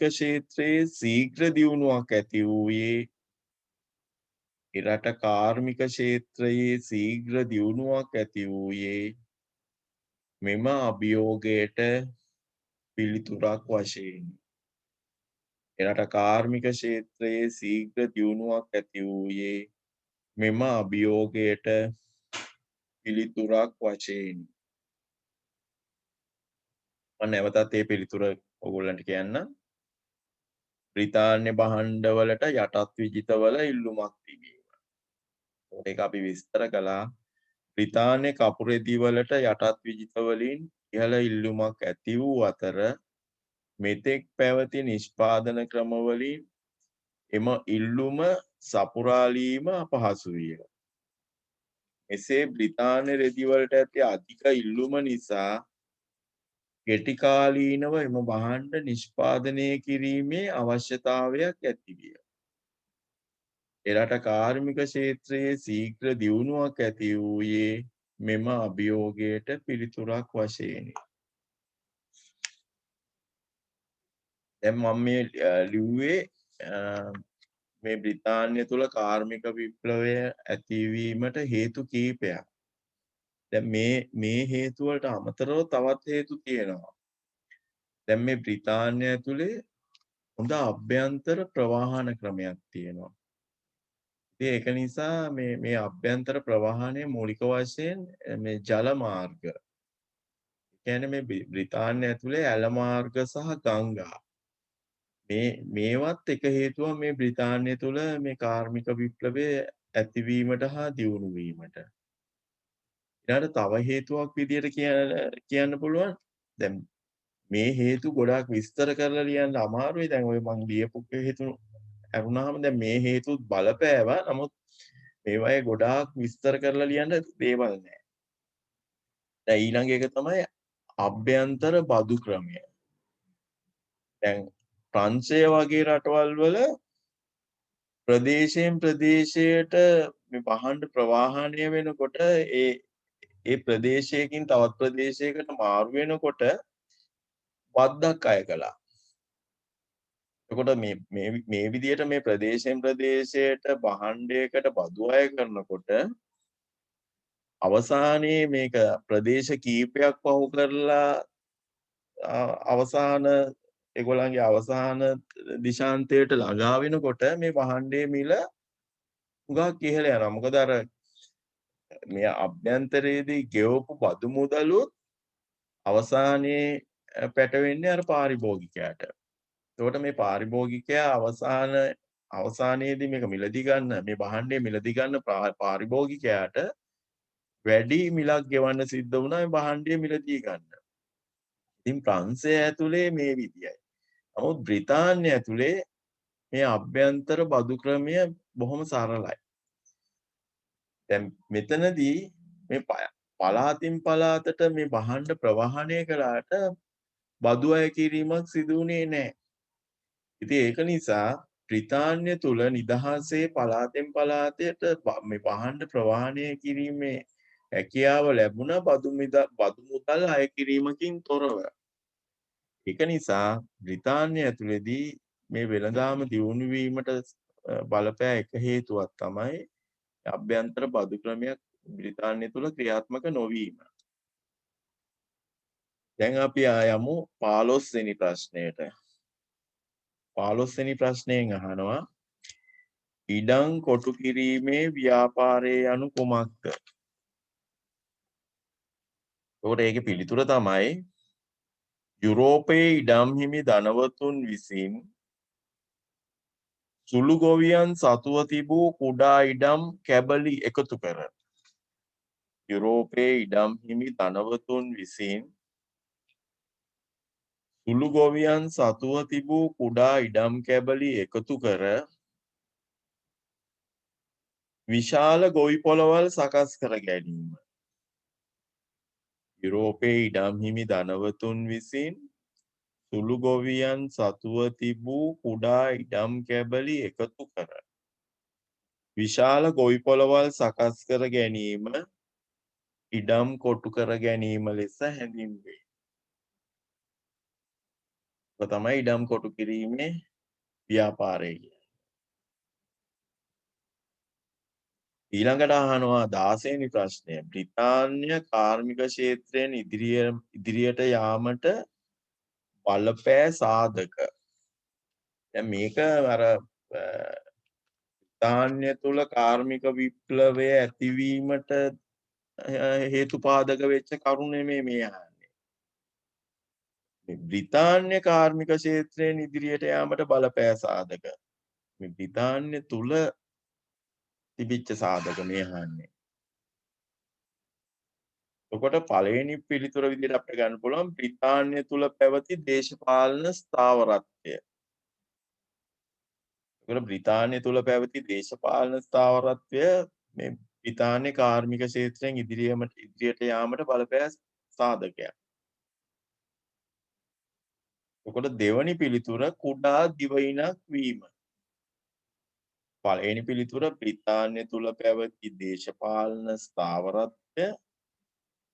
දෙවනි පිළිතුර බ්‍රිතාන්‍ය කුඩා දිවයිනක් වීම. ඊළඟට තුන්වෙනි පිළිතුර අභ්‍යන්තර වශයෙන් රට පුරා විහිදුණු පොදු වෙළඳපොළක් තිබීම. අභ්‍යන්තර වශයෙන් රට පුරා විහිදුණු පොදු වෙළඳපොළක් තිබීම. එතකොට මේකත් මේ බලපෑ තව හේතුවක්. අභ්‍යන්තර වශයෙන් රට පුරා විහිදුණු පොදු වෙළඳපොළක් තිබීම. ඊළඟට හතරවෙනි සාධකයේ විදිහට අපිට කියන්න පුළුවන් ලන්ඩන් නගරය අමුද්‍රව්‍ය ප්‍රාග්ධනය නිෂ්පාදන ද්‍රව්‍ය. ලන්ඩන් නගරය අමුද්‍රව්‍ය ප්‍රාග්ධනය නිෂ්පාදන ද්‍රව්‍ය බෙදා හරින මධ්‍යස්ථානයක් වීම. ලන්ඩන් නගරය අමුද්‍රව්‍ය ප්‍රාග්ධනය නිෂ්පාදන ද්‍රව්‍ය බෙදා හරින මධ්‍යස්ථානයක් වීම. පස්වෙනි පිළිතුරක් විදිහට අපිට ලියන්න පුළුවන් නිෂ්පාදන සඳහා ඉහළ මිලක් ලබාගත හැකි වීම. නිෂ්පාදන සඳහා ඉහළ මිලක් ලබාගත හැකි වීම. දැන් අර මේ මෙතන පොඩ්ඩක් ඔයගොල්ලෝ පටලවා ගන්න එපා. කාර්මික විප්ලවයේ බ්‍රිතාන්‍ය ආරම්භ වීමට බලපෑ හේතු සහ මේ බ්‍රිතාන්‍ය කාර්මික ක්ෂේත්‍රයෙන් ඉදිරියට යාමට බලපෑ හේතු සාධක කියන්නේ දෙකක්. මම නැවතත් 16 පිළිතුරු ටික ඔයගලන්ට කියන්නම්. පළවෙනි එක බ්‍රිතාන්‍ය තුල පැවති දේශපාලන ස්ථාවරත්වය. දෙවැනි එක කුඩා දිවයිනක් වීම. තුන්වෙනි එක අභ්‍යන්තර වශයෙන් රට පුරා විහිදුණු පොදු වෙළඳපොළක් තිබීම. හතරවෙනි එක ලන්ඩන් නගරය අමුද්‍රව්‍ය ප්‍රාග්ධනය නිෂ්පාදන ද්‍රව්‍ය බෙදා හරින මධ්‍යස්ථානයක් වීම. ඊට පස්වෙනි පිළිතුර නිෂ්පාදන සඳහා ඉහළ මිලක් ලබාගත හැකි වීම. ඊට 17 වෙනි ප්‍රශ්නය. බ්‍රිතාන්‍ය තුල ප්‍රථමයෙන් කාර්මික විප්ලවය ආරම්භ වූ ක්ෂේත්‍ර. කියන්නේ මේ ප්‍රධාන කර්මාන්ත තුනක් ආශ්‍රයෙන් තමයි බ්‍රිතාන්‍යයේ කාර්මික විප්ලවය සිද්ධ වුණේ. දැන් මේ අහන්නේ මේ කර්මාන්ත තුන මොනවද කියලා. ඒකට මේක පටන් ගත්තේ පළමුවෙන්ම මේ කාර්මික විප්ලවය ආරම්භ වෙච්ච ක්ෂේත්‍රය තමයි පේෂ කර්මාන්තය. පේෂ කර්මාන්තය. දෙවනි පිළිතුර යකඩ හා වාණේ කර්මාන්තය. පළවෙනි පිළිතුර පේෂ කර්මාන්තය. දෙවනි පිළිතුර යකඩ හා වාණේ කර්මාන්තය. තුන්වෙනි පිළිතුර ගල් අඟුරු කර්මාන්තය. ඊළඟට 18 වෙනි ප්‍රශ්නය. 18 වෙනි ප්‍රශ්නේ තියෙනවා වම් පැත්තේ පුද්ගලයන් 5 දෙනෙක්ගේ නම් තියෙනවා. A තීරුව යටතේ ඊළඟට B තීරුව යටතේ නිෂ්පාදන 5ක නම් තියෙනවා. එතකොට මෙතන අපිට කරන්න තියෙන්නේ මේ A තීරුවට අදාළ පුද්ගලයාට සම්බන්ධ පිළිතුර B තීරුවෙන් හොයාගෙන ඒට අදාළ ඉංග්‍රීසි අකුර ලියන්න. පළවෙනි එක ගමු ජෝන් කේ. එතකොට ජෝන් කේ නිෂ්පාදනය කළේ දුවන නඩාව නැත්නම් ෆ්ලයිಯಿಂగ్ ෂටල්. එතකොට පළවෙනි පිළිතුර C. ඊළඟට ජේම්ස් හාග්‍රීව්ස්. ජේම්ස් හාග්‍රීව්ස් තමයි ජෙනි යන්ත්‍රය නිෂ්පාදනය කළේ. එතකොට එතනට එන පිළිතුර E අකුර. ඊළඟට රිචඩ් ආක්රයිට්. රිචඩ් ආක්රයිට් නිෂ්පාදනය කළේ ජල රාමුව. එතකොට එතනට එන්නේ D. E අක්ෂරය. ඊළඟට සැමුවෙල් ක්‍රොම්ප්ටන්. සැමුවෙල් ක්‍රොම්ප්ටන් නිෂ්පාදනය කළේ මියුල් යන්ත්‍රය. එතකොට හතරවෙනි එකට එන්නේ B. ඊළඟට පස්වෙනි එක එඩ්මන්ඩ් කාර්ට්රයිට්. එඩ්මන්ඩ් කාර්ට්රයිට් කියන පුද්ගලයා කලේ මියුල් යන්ත්‍රය වාෂ්ප බලයෙන් ක්‍රියාත්මක කරවීම. එතනට එන්නේ පිළිතුර A. ඊළඟට අපි යමු 19 වෙනි ප්‍රශ්නයට. ඒකට 19 වෙනි ප්‍රශ්නේ කියනවා කාර්මික විප්ලවයට පෙර බ්‍රිතාන්‍ය තුල යකඩ හා වාණිජ කර්මාන්තවල ස්වභාවය පැහැදිලි කර කාර්මික විප්ලවය සමග යකඩ හා වාණිජ කර්මාන්තවල අවශ්‍යතාවය පිළිබඳ පැහැදිලි කරන්න. ඒකට මම මේ පිළිතුර මම විස්තර කරලා දෙන්නම්. ඕගොල්ලන්ට මම මේක තනියම ලියන්න ඉඩ තියෙනවා. ඉඩ හරිනවා. එතකොට මේ 19 වෙනි ප්‍රශ්නේ මේක අහන්නේ කාර්මික විප්ලවයට පෙර බ්‍රිතාන්‍ය තුල යකඩ හා වාණිජ කර්මාන්තවල ස්වභාවය සහ කාර්මික විප්ලවයෙන් පසු. දැන් කාර්මික විප්ලවයට පෙර ඉඳලම බ්‍රිතාන්‍යයේ වැසියෝ අවි ආයුධ, කෘෂි උපකරණ, ගෘහ උපකරණ නිෂ්පාදනය කරලා තියෙනවා. ඒකට මේ සඳහා ඒගොල්ලෝ යකඩ හා වාණිජ නිෂ්පාදනය කරලා තියෙනවා. හැබැයි මේගොල්ලෝ යපස් උණු කරලා තියෙන්නේ දර භාවිත කරලා. ඒකට සාමාන්‍යයෙන් මම මේගොල්ලෝ මේක දැන් ලියන්න උත්සාහ කරන්න එපා. මේ ඕගොල්ලන්ට පස්සේ මේක ලියා ගන්න පුළුවන්. ඒක පිළිතුර මෙන්න මේ විදිහටයි විය යුත්තේ. කාර්මික විප්ලවයට පෙර සිටම අවි ආයුධ, කෘෂි උපකරණ සහ ගෘහ උපකරණ සෑදීමට බ්‍රිතාන්‍යෝ යකඩ හා වාණිජ නිපදවුව. මේ සඳහා යපස් උණු කරන ලද්දේ දර භාවිතයෙනි. ඒතකොට මේ කාර්මික විප්ලවයට පෙර. කාර්මික විප්ලවයෙන් පසු නැත්නම් කාර්මික විප්ලවයත් සමග මහා පරිමාණයෙන් යන්ත්‍ර සූත්‍ර නිපදවීමට යකඩ හා වාණිජ අවශ්‍ය වූ බැවින් දර භාවිතයෙන් එම අවශ්‍යතාවය සපුරා ගැනීමට නොහැකි විය. කාර්මික විප්ලවයත් සමග මහා පරිමාණයෙන් යන්ත්‍ර සූත්‍ර නිපදවීමට යකඩ හා වාණිජ අවශ්‍ය වූ බැවින් දර භාවිතයෙන් එම අවශ්‍යතාවය සපුරා ගැනීමට නොහැකි විය. එම නිසා වෙනත් විකල්ප බලශක්ති සඳහා යොමු වීමට සිදු විය. ගල් අඟුරු යොදා යපස් උණු කිරීමේ ක්‍රමය සොයා ගැනීම එහි ප්‍රතිඵලයකි.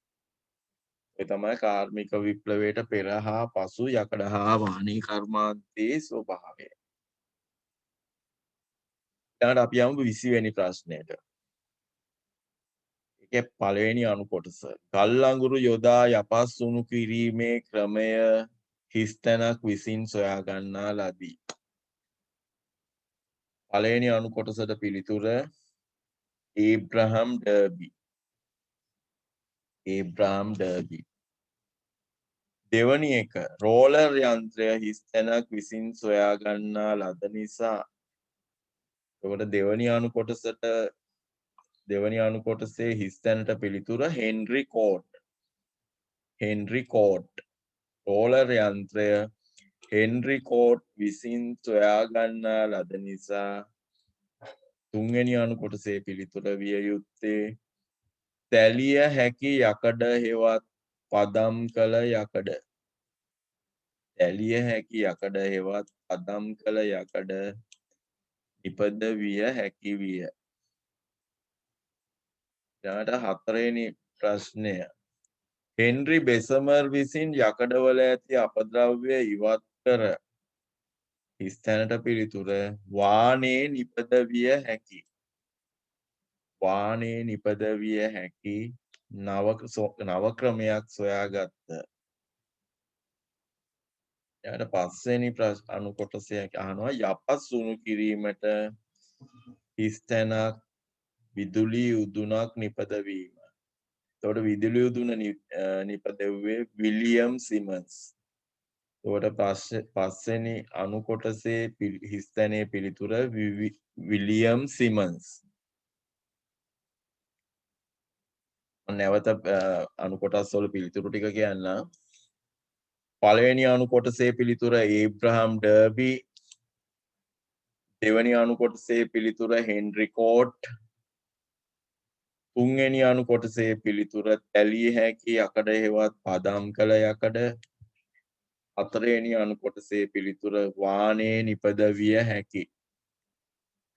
පස්වෙනි අණු කොටසේ පිළිතුර විලියම් සිමන්ස්. ඊළඟට 21 වෙනි ප්‍රශ්නය අහනවා බ්‍රිතාන්‍ය තුල ගල් අඟුරු බහුලව ඇති ප්‍රදේශ. පිළිතුරු දකුණු වේල්සය. ඔයගොල්ලෝ ලියා ගන්න පුළුවන් නම් ලියා ගන්න.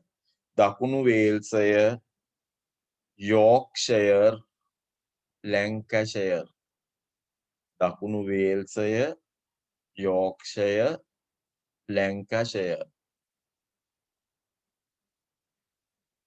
ඊළඟට 22 වෙනි ප්‍රශ්නය ගල් අඟුරු බ්‍රිතාන්‍ය තුල යොදා ගනු ලැබුවේ කුමන කටයුතු සඳහාද? එතකොට මේ ගල් අඟුරු පාවිච්චි කළේ මොන කාරණාවලටද? පළවෙනි එක යපස් සුණු කිරීම. දෙවෙනි එක යන්ත්‍ර සූත්‍ර ක්‍රියා කරවීම. තුන්වෙනි එක ගේ දොර භාවිතය. සමාදාලා ලියනවා නම් යපස් සුණු කිරීම, යන්ත්‍ර සූත්‍ර ක්‍රියා කරවීම, ගේ දොර භාවිතය.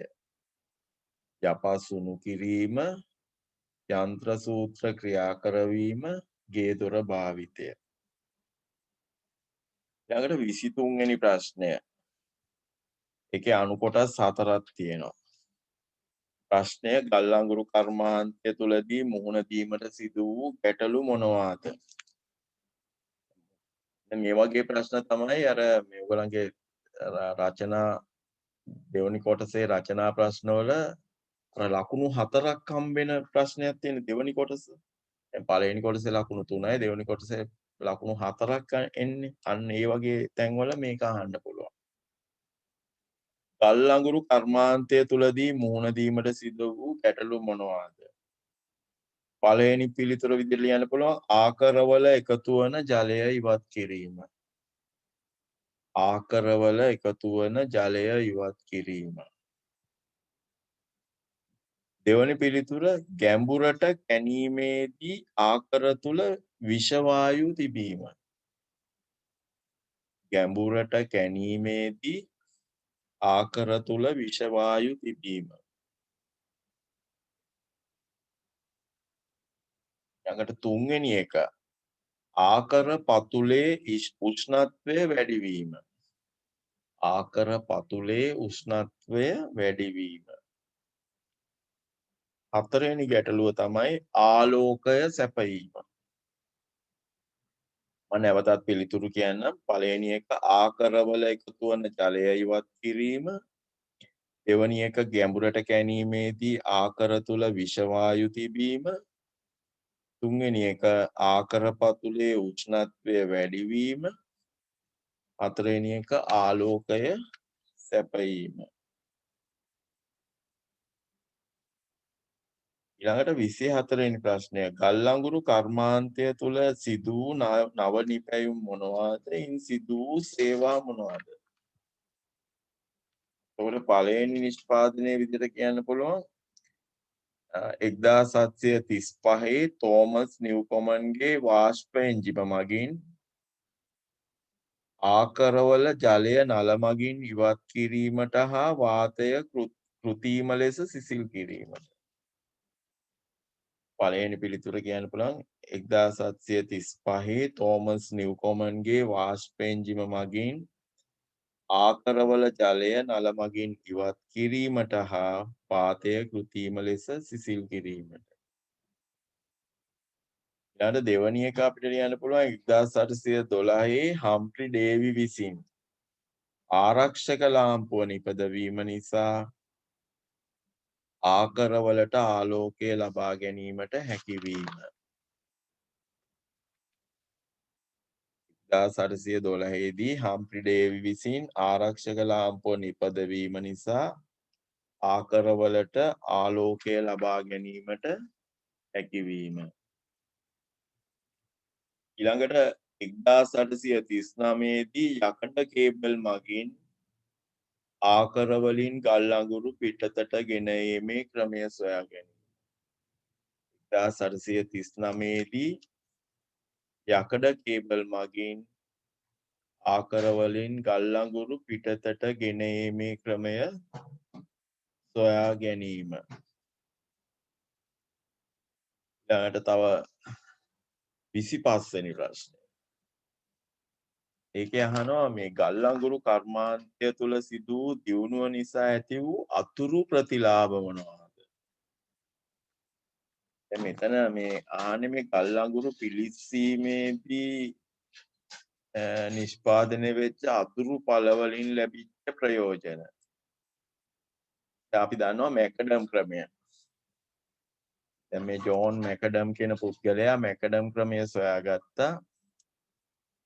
මේ මැකඩම් ක්‍රමයට පාවිච්චි කළේ ගල් අඟුරු පිළිස්සීමේදී පිටවන අතුරු ඵලයක් වන ගල් තාර. 25 පළවෙනි උත්තරය ගල් තාර මහා මාර්ග ඉදිකිරීම සඳහා යොදා ගැනීම. මේ ගල් තාර මහා මාර්ග ඉදිකිරීම සඳහා යොදා ගැනීම සිදු වූයේ මේ ගල් අඟුරු කර්මාන්තය නිසා. ඊළඟට 25 දෙවනි කොටස රෙදිපිලි සායම් කිරීමට අවශ්‍ය සායම් වර්ග නිෂ්පාදනය කිරීමට. මේකත් මේ ගල් අඟුරු කර්මාන්තයේ අතුරු ඵලයක්. රෙදිපිලි සායම් කිරීමට අවශ්‍ය සායම් වර්ග නිෂ්පාදනය කිරීමට. තුන්වෙනි පිළිතුර විදිහට අපිට ලියන්න පුළුවන් ඖෂධ සුවඳ විලවුන් තෙල් හා පොහොර නිපදවීමට. ඖෂධ සුවඳ විලවුන් මේක අපිට ඕනනම් උත්තර 3ක් විදිහට ලියන්නත් පුළුවන්. ඖෂධ නිපදවීමට, සුවඳ විලවුන් නිපදවීමට, තෙල් සහ පොහොර නිපදවීමට. ඊළඟට අපි යමු 26 වෙනි ප්‍රශ්නය. ඔතන මේ 26 වෙනි ප්‍රශ්නය ඔයගලන්ට තනියම ලියන්න පුළුවන්. මේකට අවශ්‍ය පිළිතුරු ඕගොල්ලන්ගේ පෙළ පොතේ තියෙනවා. උට මම 26 වෙනි ප්‍රශ්නේ අනු කොටස් තියෙනවා 24ක් විතර. ඒකට ඒ ටික ඕගොල්ලන්ට මේ පොත බලාගෙන ලියන්න ඉඩ අරිනවා. ඊළඟට යමු අපි කාර්මික විප්ලවයේ ලංකාවේ බලපෑම. කාර්මික විප්ලවයේ ලංකාවේ බලපෑම. එතකොට මේ කාර්මික විප්ලවයේ ලංකාවට බලපාපු විදිය. ඒකේ වර්ෂ දීලා තියෙනවා. ඒ වර්ෂයට අදාළව වෙච්ච බලපෑම තමයි අපිට ලියන්න තියෙන්නේ. 1804 වර්ෂයේදී කෝපි කෙටීමට මෝලක් කරවීම. ඒකට මේක කරලා තියෙන්නේ ෆෙඩරික් නෝත් ආණ්ඩුකාරවරයා. ඊළඟට 1858 දී කොළඹ සිට මහනුවරට දුම්රිය මාර්ගයේ ඉදිකිරීම. ඊළඟට 1867 වර්ෂය. ඒකට 1867 තමයි ප්‍රථම වතාවට කොළඹ සිට මහනුවරට දුම්රියක් ධාවනය කිරීම. ඊළඟට 1815 වර්ෂය. මේ 1815 වර්ෂය කියන්නේ ලංකාව ඉංග්‍රීසින්ට යටත් වූ වර්ෂය. නමුත් මේ වර්ෂයේදී මේ මම හිතන්නේ මේ බ්‍රිතාන්‍ය පාලන ප්‍රදේශවල රාජකාරී තැපැල් සේවය ආරම්භ කිරීම. يعني කොළඹ, ත්‍රිකුණාමලය, ගාල්ල, යාපනය කියන නගර අතර තැපැල් සේවයක් ක්‍රියාත්මක වෙලා තියෙනවා. ඊළඟට 1857 වර්ෂය. 1857 වර්ෂය තමයි ශ්‍රී ලංකාවේ ප්‍රථම තැපැල් මුද්‍රණය නිකුත් කළ වර්ෂය. ඊළඟට 1858 වර්ෂය. 1858 වර්ෂය කියන්නේ ටෙලිග්‍රාෆ් සේවය ලංකාවේ ආරම්භ වූ වසර. ඊළඟට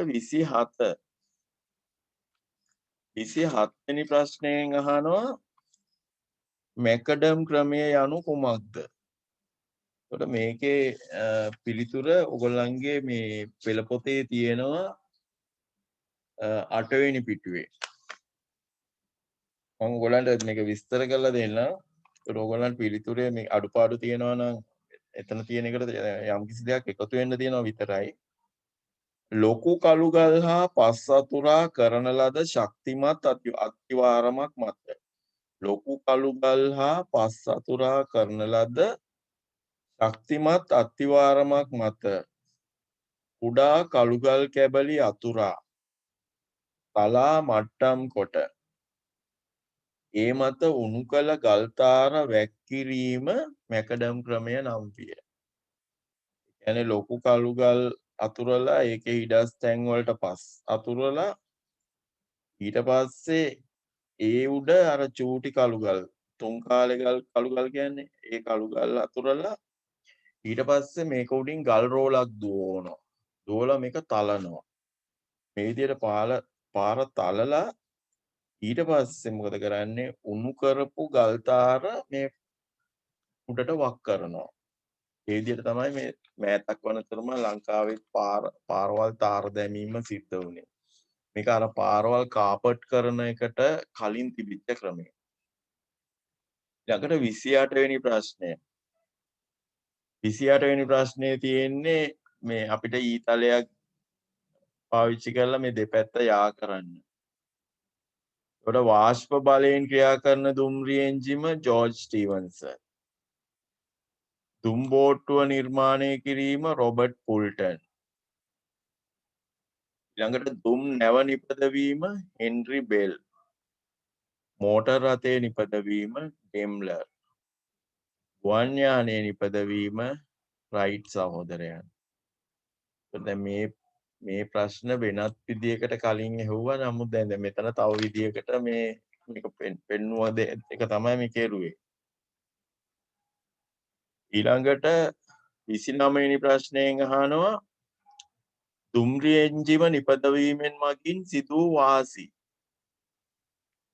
එතකොට මේ පළවෙනි එක තමයි ගල් අඟුරු සහ සෙසු භාණ්ඩ ප්‍රවාහනය කිරීම. ඊට දෙවැනි එක විදියට ගන්න පුළුවන් අපිට මේ දැන් මේ දුම්රිය එන්ජිම නිෂ්පාදනය කළාට පස්සේ කර්මාන්ත ශාලාවල ඉඳලා කෙලින්ම වෙළඳ පොළ දක්වාම භාණ්ඩ ප්‍රවාහනය කරන්න පුළුවන් වුණා. ඊළඟ තුන්වෙනි එක දැන් මේ දුම්රිය එන්ජිමේ එකපාරකට මේ බඩු ගැල් 10ක් විතර අමුණන්න පුළුවන්. එතකොට මේ විශාල බඩු තෝගයක් එකවර ප්‍රවාහනය කරන්න පුළුවන්.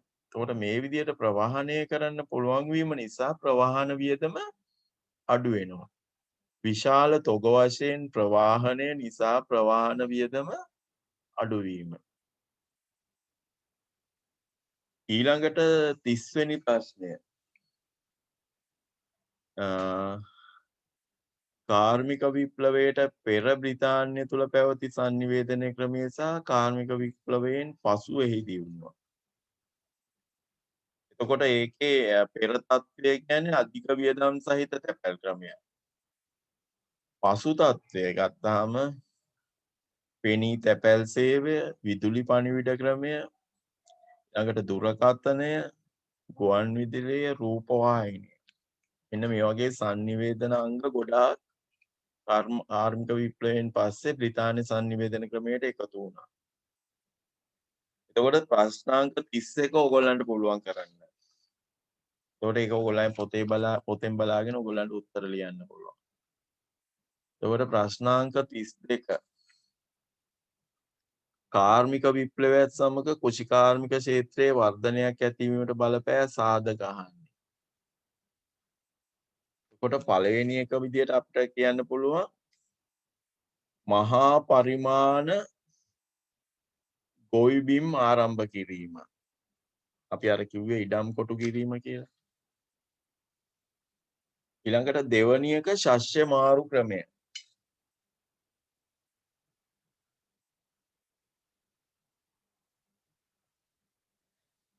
එතකොට මොකද ශස්‍ය මාරු ක්‍රමය කියන්නේ? ශස්‍ය මාරු ක්‍රමය කියන්නේ වගා බිම කොටස් 3කට බෙදනවා. කොටස් 3කට බෙදලා මේකේ එක කොටසක් කැලෑ වෙන්න අරිනවා. එතකොට මේ කැලෑවෙන්න අරින්නේ එක්කෝ එක මේ සත්තුන්ට තනකොළ කණ්ඩ වගේ ඇරලා දානවා. ඒ කොටස වගා කරලා නැහැ. තව කොටසක වගා කරනවා දහන්නේ වර්ගයක්. තවත් කොටසක වගා කරනවා රනිල භෝගයක්. එතකොට ඉඩම කොටස් 3කට බෙදාගෙන එක කොටසක් කැලෑවෙන්න අරිනවා. ඒ කැලෑවෙන්න අරින ඉඩම කියන්නේ සත්තුන්ට තනකොළ කණ්ඩ වගේ වෙන් කරපු කොටසක්. ඊළඟ කොටසේ රනිල භෝගයක් වගා කරනවා. ඊළඟ කොටසේ තිරිඟු වගේ භෝගයක් වගා කරනවා. එතකොට ඊළඟ කන්නේදී මොකද කරන්නේ? රනිල භෝගයේ වගා කරපු කොටසේ තිරිඟු වගා කරන්න පුළුවන්. ඊළඟට අර කැලෑ ඉඩම එලි කරලා රනිල භෝගයේ වගා කරන්න පුළුවන්. එතකොට අර මුලින් තිරිඟු වගා කරපු භූමිය සමහරලාට කැලෑ වෙන්න අරිනවා. එතකොට දැන් මේකෙන් වෙන්නේ දැන් එකම තැනක එකම භෝගයේ වගා කරනකොට මේකට මේ එක එක අර කියන්නේ අර ලෙඩ රෝග ව්‍යාප්ත වෙන්න පහසුයි. එතකොට දැන් අපි කියමු මොකෙක් හරි ඔය ඔය මේ භෝගයකට හානි කරන සතෙක් බෝ වුණොත් එතකොට මේ සතා එක දිගට අර දැන් එකම වගාව එකම තැන කරනකොට මේ සතාගේ බෝවීම වැඩි වෙන්න පුළුවන්. ඊළඟට අර එකම තැන අවුරුදු 2ක් විතර එකම භෝගයක් වගා කරනකොට අර පොළවේ තියෙන සාරය අඩු වෙනවා. ඒක නිසා මේ ඵලදායීතාවය අඩු වෙනවා. නමුත් දැන් මේ ශස්‍ය මාරු ක්‍රමය ආපුවාම අර ලෙඩ රෝග ව්‍යාප්තියට තියෙන ඉඩකඩ අඩුයි. ඒ වගේම අර ඵලදායීතාවය වැඩි. මොකද පොළවේ සස්ත්‍රිකත්වය වැඩි වෙලා තියෙන තැනකට තමයි අලුතෙන් භෝගේ වගා කරන්නේ. ඉතින් ඒක නිසා මේ ශස්‍ය මාරු ක්‍රමය කියන්නේ අර වගේ ඉඩම කොටස් 3කට බෙදලා මාරුවෙන් මාරුවට භෝග වගා කරන එක. ඊළඟට මේ තුන්වෙනි උත්තරයක් විදිහට ගන්න පුළුවන් 32ට සත්ව පාලන කටයුතු සඳහා නව තාක්ෂණය යොදා ගැනීම. ඊළඟට හතරවෙනි උත්තරේ විදිහට ගන්න පුළුවන් නව කෘෂිකාර්මික ක්‍රම හා උපකරණ භාවිතය. එතකොට අපි ඊළඟට 24 වෙනි ප්‍රශ්නය. අශ්වයන් බඳින ලද නගුල් වලින් පේලියට වැපිරීමේ ක්‍රමය. මේ ක්‍රමය සොයාගත්තේ ජෙන් රොටල් කියන පුද්ගලයා. ඊළඟට 34 දෙවනි කොටස බැටළු අභිජනනය කිරීම. එතකොට ඒක හොයාගෙන තියෙන්නේ රොබර්ට් බැක්වෙල්. ඊළඟට 35 වෙනි ප්‍රශ්නයෙන් අහනවා කාර්මික විප්ලවය වෙනත් රටවලට ව්‍යාප්ත වීමට බලපෑ හේතු.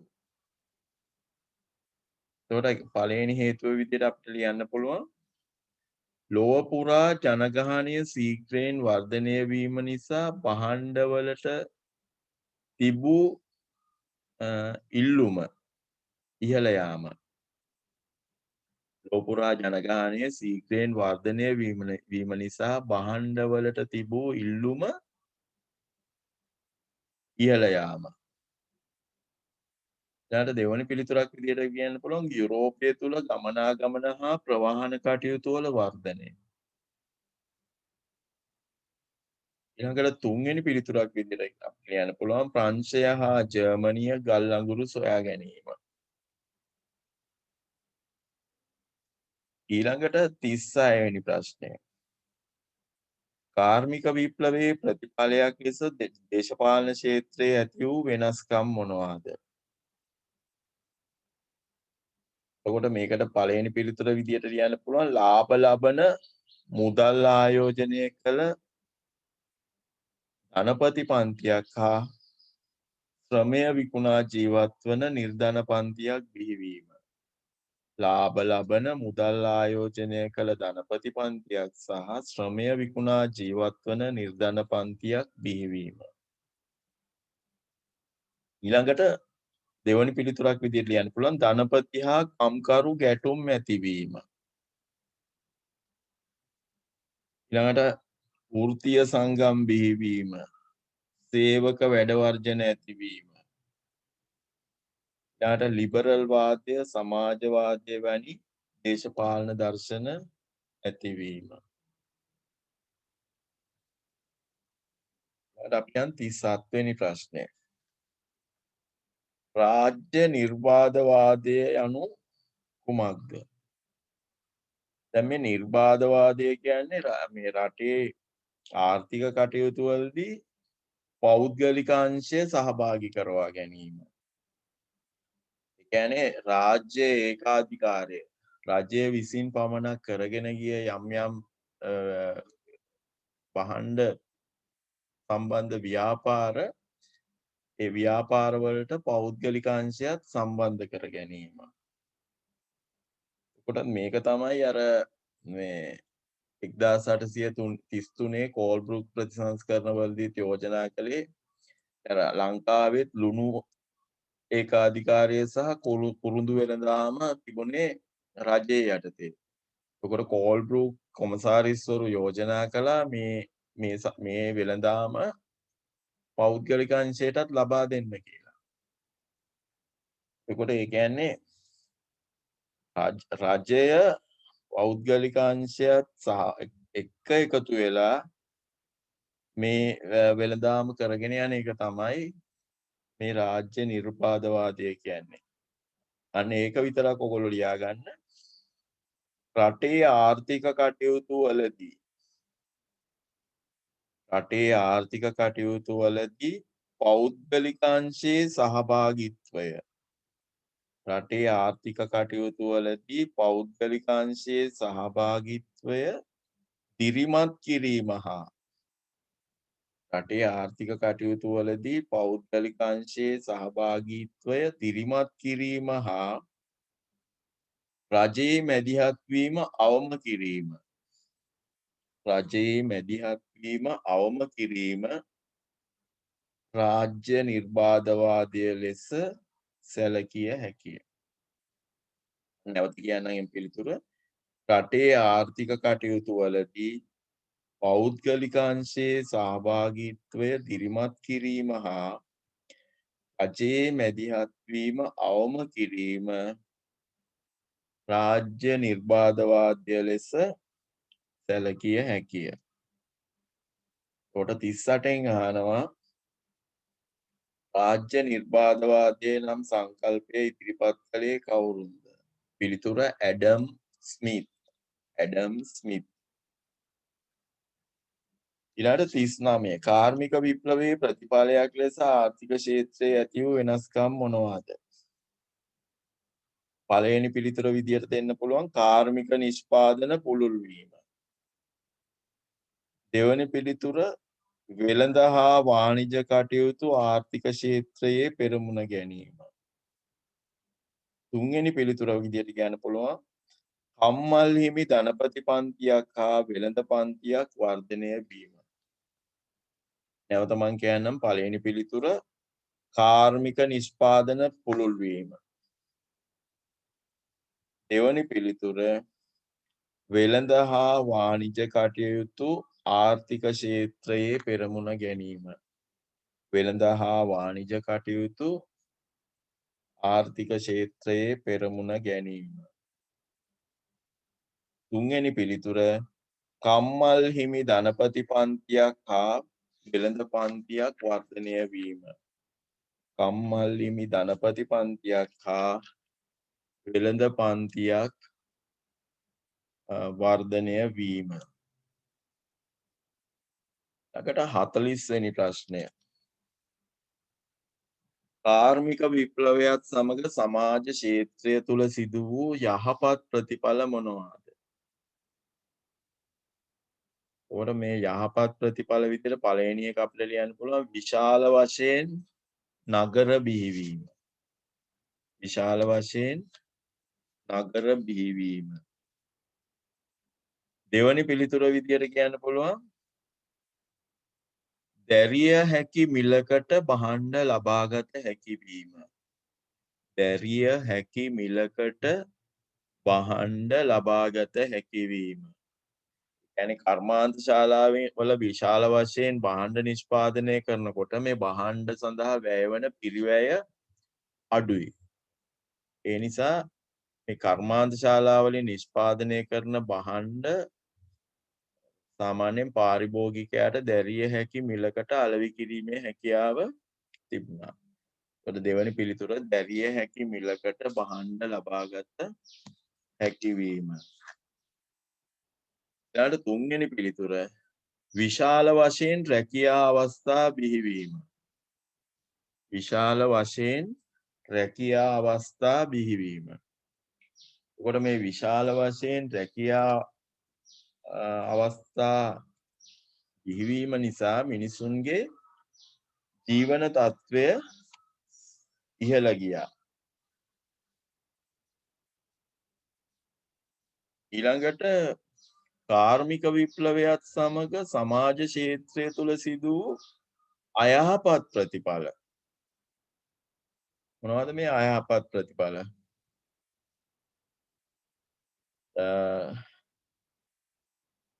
නගර සංඛ්‍යාව සහ නගරවල විශාලත්වය වර්ධනය වීම නිසා ඔරොත්තු නොදෙන තරමට ජනාකීර්ණ වීම. කොට මේ පළවෙනි එක තමයි ඔරොත්තු නොදෙන තරමට නගර ජනාකීර්ණ වීම. දැන් මෙතනදී තමයි මේ අර කාර්මික විප්ලවයේ අයහපත් පැත්ත පේන්න පටන් ගත්තේ. මොකද මේ මිනිස්සු සංක්‍රමණය වුණාට නගරවලට ඒ සංක්‍රමණය වෙච්ච මිනිස්සුන්ට සාපේක්ෂව ඒ සමාජ පරිසරය තුළ පහසුකම් වල වර්ධනය වීමක් සිදු වුණේ නැහැ.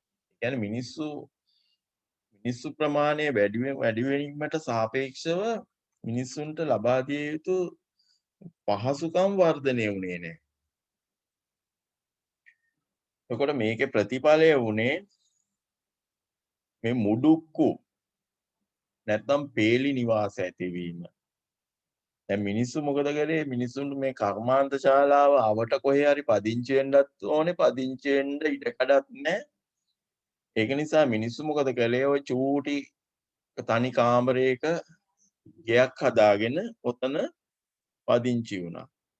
ඒකට මුඩුක්කු හෝ පේලි නිවාස බිහිවීම ඒකේ ප්‍රතිඵලය. ඊළඟට මෙතන පරිසර දූෂණය ඇති වුණා. විවිධ මාදිලියේ අපචාර ක්‍රියාකාරකම් මේ පරිසරය තුළ ඇති වෙන්න පටන් ගත්තා. ඊළඟට 42 වෙනි ප්‍රශ්නය කාර්මික විප්ලවයත් සමග නිර්ධන පන්තියේ සමාජ ආර්ථික සුබසාධනය සඳහා රජයේ මැදිහත් වී ගනු ලැබූ ක්‍රියාමාර්ග. දැන් මුලින් මේ මිනිස්සුන්ට නිශ්චිත සේවා මුරයක් තිබුණේ නැහැ. මිනිස්සු පැය 12ක් 14ක් විතර වැඩ කළා. හැබැයි ලැබුණේ එකම මේ මුදලක් පමණයි. ඒකට මේ මිනිසුන්ගේ ශ්‍රමයට සරිලන වැටුපක් මේ මිනිසුන්ට ලැබුණේ නැහැ. එතකොට මේ රජයේ ගත්ත එක ක්‍රියාමාර්ගයක් තමයි වැඩ කරන සේවා මුරයක් ලබා දීම. කියන්නේ පැය 8කට සීමා වෙච්ච සේවා මුරයක් ලබා දුන්නා. ඊළඟට කම්කරුවන්ගේ වැටුප් වැඩි කිරීම. ඊළඟ එක තමයි අර සේවා මුරයට අතිරේකව මිනිස්සු වැඩ කරපු කාල සීමාවට මේ මිනිසුන්ට අතිකාල දීමනා ගෙවුවා. කියන්නේ අර සේවා මුරේ පැය 8ට වඩා වැඩියෙන් වැඩ කරපු කාලය වෙනුවෙන් මේ මිනිසුන්ට යම්කිසි දීමනාවක් මුදලක් ගෙවුවා. ඊළඟට සේවක සුබසාධනය. සේවක සුබසාධනය කියන්නේ දැන් කෙනෙක්ගේ මරණයක් මංගල්‍යයක් වගේ දෙයක් සිද්ධ වෙනකොට ඒ වෙනුවෙන් යම්කිසි ගෙවීමක් කරනවා. ඊළඟට මේ සේවකයන් වෙනුවෙන් විනෝද සංචාර සංවිධානය කිරීම.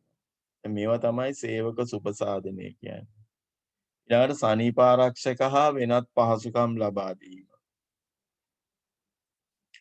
දැන් 43 වෙනි ප්‍රශ්නය. 43 ඉඳලා 45ට යනකල් ප්‍රශ්න වලට ඔයගොල්ලන්ට පිළිතුරු දෙන්න පුළුවන්. පොත බලා ගත්තාම මේ පිළිතුරු සපයන්න පුළුවන්.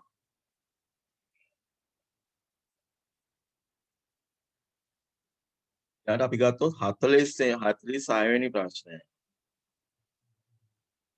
මේ 46 වෙනි ප්‍රශ්නය එකේ අහනවා යුරෝපයේ තිබූ කාර්මික විප්ලවයේ බලපෑම් ලංකාවට පැමිණියේ කුමන හේතුවක් නිසාද? ඒකට මේකේ හේතුව ඉතාම සරලයි. එංගලන්තයේ නැත්නම් බ්‍රිතාන්‍යයේ තමයි කාර්මික විප්ලවය මුලින්ම ඇති වුණේ. එතකොට ලංකාව යටත් විජිතක් බවට පත් වුණෙත් මේ බ්‍රිතාන්‍යයන් යටතේ. එතකොට මේ යුරෝපයේ තිබිච්ච මේ කාර්මික විප්ලවයේ බලපෑම ලංකාවට ඉතාම පහසුවෙන් පැමිණීමක් නිසාද? පිළිතුර ශ්‍රී ලංකාව බ්‍රිතාන්‍ය යටත් විජිතයක් බවට පත්වීම නිසා. ශ්‍රී ලංකාව බ්‍රිතාන්‍ය යටත් විජිතයක් බවට පත්වීම නිසා. ඊට 47 පළවෙනි අණු කොටස. කාර්මික විප්ලවය නිසා ශ්‍රී ලංකාවේ සිදු වූ වෙනස්කම්. දැන් එංගලන්තයේ මේ කාර්මික විප්ලවය සමග කෘෂිකාර්මික ක්ෂේත්‍රයේත් වෙනස්කම් ඇති වුණා. ඒ තමයි ඉඩම් කොටු කිරීම නිසා ඇතිවෙච්ච මහා පරිමාණ වගාබිම්. එතකොට ලංකාව තුලත් මේ වෙනස ඇති වුණා. 47 පළවෙනි පිළිතුර ශ්‍රී ලංකාව තුල මහා පරිමාණයේ වතු වගාව ආරම්භ වීම. ශ්‍රී ලංකාව තුල මහා පරිමාණයෙන් වතු වගාව ආරම්භ වීම. එතකොට මේක කෝපි වගාවෙන් පටන් ගත්තා. ඊළඟට සින්කෝනා වගාවට ගියා, කොකෝවා වගාවට ගියා. ඒවා තරම් සාර්ථක වුණේ නැහැ. අවසානයේ තේ වගාව කඳුකර ප්‍රදේශවල ව්‍යාප්ත වුණා. අද වෙනකලුත් මේ වතු වගාව ලංකාව තුල ක්‍රියාත්මක වෙනවා. ඒ එංගලන්තයේ නැත්නම් යුරෝපයේ ඇති වෙච්ච කාර්මික විප්ලවය ලංකාවට බලපාපු එක් විදියක්. ඊළඟට මේකේ 92 වෙනි කොටසට අපිට මේ විදිහට උත්තරයක් දෙන්න පුළුවන්. දැන් අපි දැන් කෝපි වගාවෙන් පස්සේ ලංකාව තුල සාර්ථකවම කෙරුණේ තේ වගාව. එතකොට තේ වගාවේ තේ වියලීම, තේ වර්ග කිරීම සහ අපනයනය දක්වා මේ සියලු කාර්යයන් සිදු කෙරුණේ යන්ත්‍ර සූත්‍ර භාවිතයෙන්. එතකොට මේ යන්ත්‍ර සූත්‍ර සියල්ල එංගලන්තයේ ඉඳලා ලංකාවට ගෙනාපු යන්ත්‍ර සූත්‍ර. සමහර මේ යන්ත්‍ර සූත්‍ර අද දක්වාත් භාවිතයේ තියෙනවා. ඊළඟට ලංකාවේ පහත් රට ප්‍රදේශවල කරපු වගාවක් තමයි රබර් වගාව. එතකොට මේ රබර් පිටරට යැවීම සඳහා සූදානම් කිරීමට යන්ත්‍ර සූත්‍ර භාවිතා කරනවා. ඊළඟට ලංකාවේ මහා මාර්ග ව්‍යාප්ත වුණා. මේ මහා මාර්ග ව්‍යාප්ත වීමේදී ලංකාවට 1885 වර්ෂයේදී මැකඩම් ක්‍රමය හඳුන්වා දුන්නා. එතකොට මේ මැකඩම් ක්‍රමය ලංකාවට පැමිණියේ මේ බ්‍රිතාන්‍යයන් හරහා. එතකොට බ්‍රිතාන්‍යයන් තමයි ලංකාව තුල මාර්ග පද්ධතිය දියුණු කළේ. විශේෂයෙන්ම කොළඹ මහනුවර ප්‍රධාන මාර්ග, ගොඩබිම් මාර්ග වගේම දුම්රිය මාර්ග. එතකොට කොළඹ 48 වෙනි ප්‍රශ්නයෙන් අහනවා කොළඹ නුවර ප්‍රධාන මාර්ගය ඉදි කරන ලද්දේ කුමන ආණ්ඩුකාරවරයාගේ කාලයේද? එතකොට හෙන්රි වෝඩ් ආණ්ඩුකාරයා තමයි ප්‍රථම පස්පිඩැල්ල ඇපුවේ මේ කොළඹ මහනුවර ප්‍රධාන මාර්ගය ඉදි කරන්න. එතකොට 49 ඉඳලා 54 දක්වා ප්‍රශ්න වලට ඔයගොල්ලන්ගේ පෙළ පොත ආධාර කරගෙන පිළිතුරු සපයන්න පුළුවන්. එතකොට මේ මම බලාපොරොත්තු වෙනවා ඉදිරියේදී මේ ඒකක පරීක්ෂණයේ පිළිතුරු කොලයක් ඔයගොල්ලන්ට මේ විදිහටම ලබා දෙන්න. ඉදිරියේදී කරන්න. ඊළඟට මේ අපි ඊළඟ දවසේදී ආරම්භ කරන්න බලාපොරොත්තු වෙනවා ශ්‍රී ලංකාවේ බ්‍රිතාන්‍ය බලය පිහිටුවීම කියන පාඩම නැත්තම් දෙවනි ඒකකය. ඉතින් මම විශේෂයෙන්ම කියන්න ඕනේ මේ පාඩම් ආපසු නැවත පාසලේදී කිරීමට බලාපොරොත්තු වෙන්නේ නැහැ. ඒක නිසා හැම කෙනෙක්ම මේ විදියට මේ ඔන්ලයින් පාඩම් වලට සම්බන්ධ වෙන්න කියලා මම ඉල්ලා හිටිනවා. ඉතින් නැවතත් දෙවනි ඒකකයේ සමග හමු වෙනතුරු ඔබ සියලු දෙනාටම ආයුබෝවන්.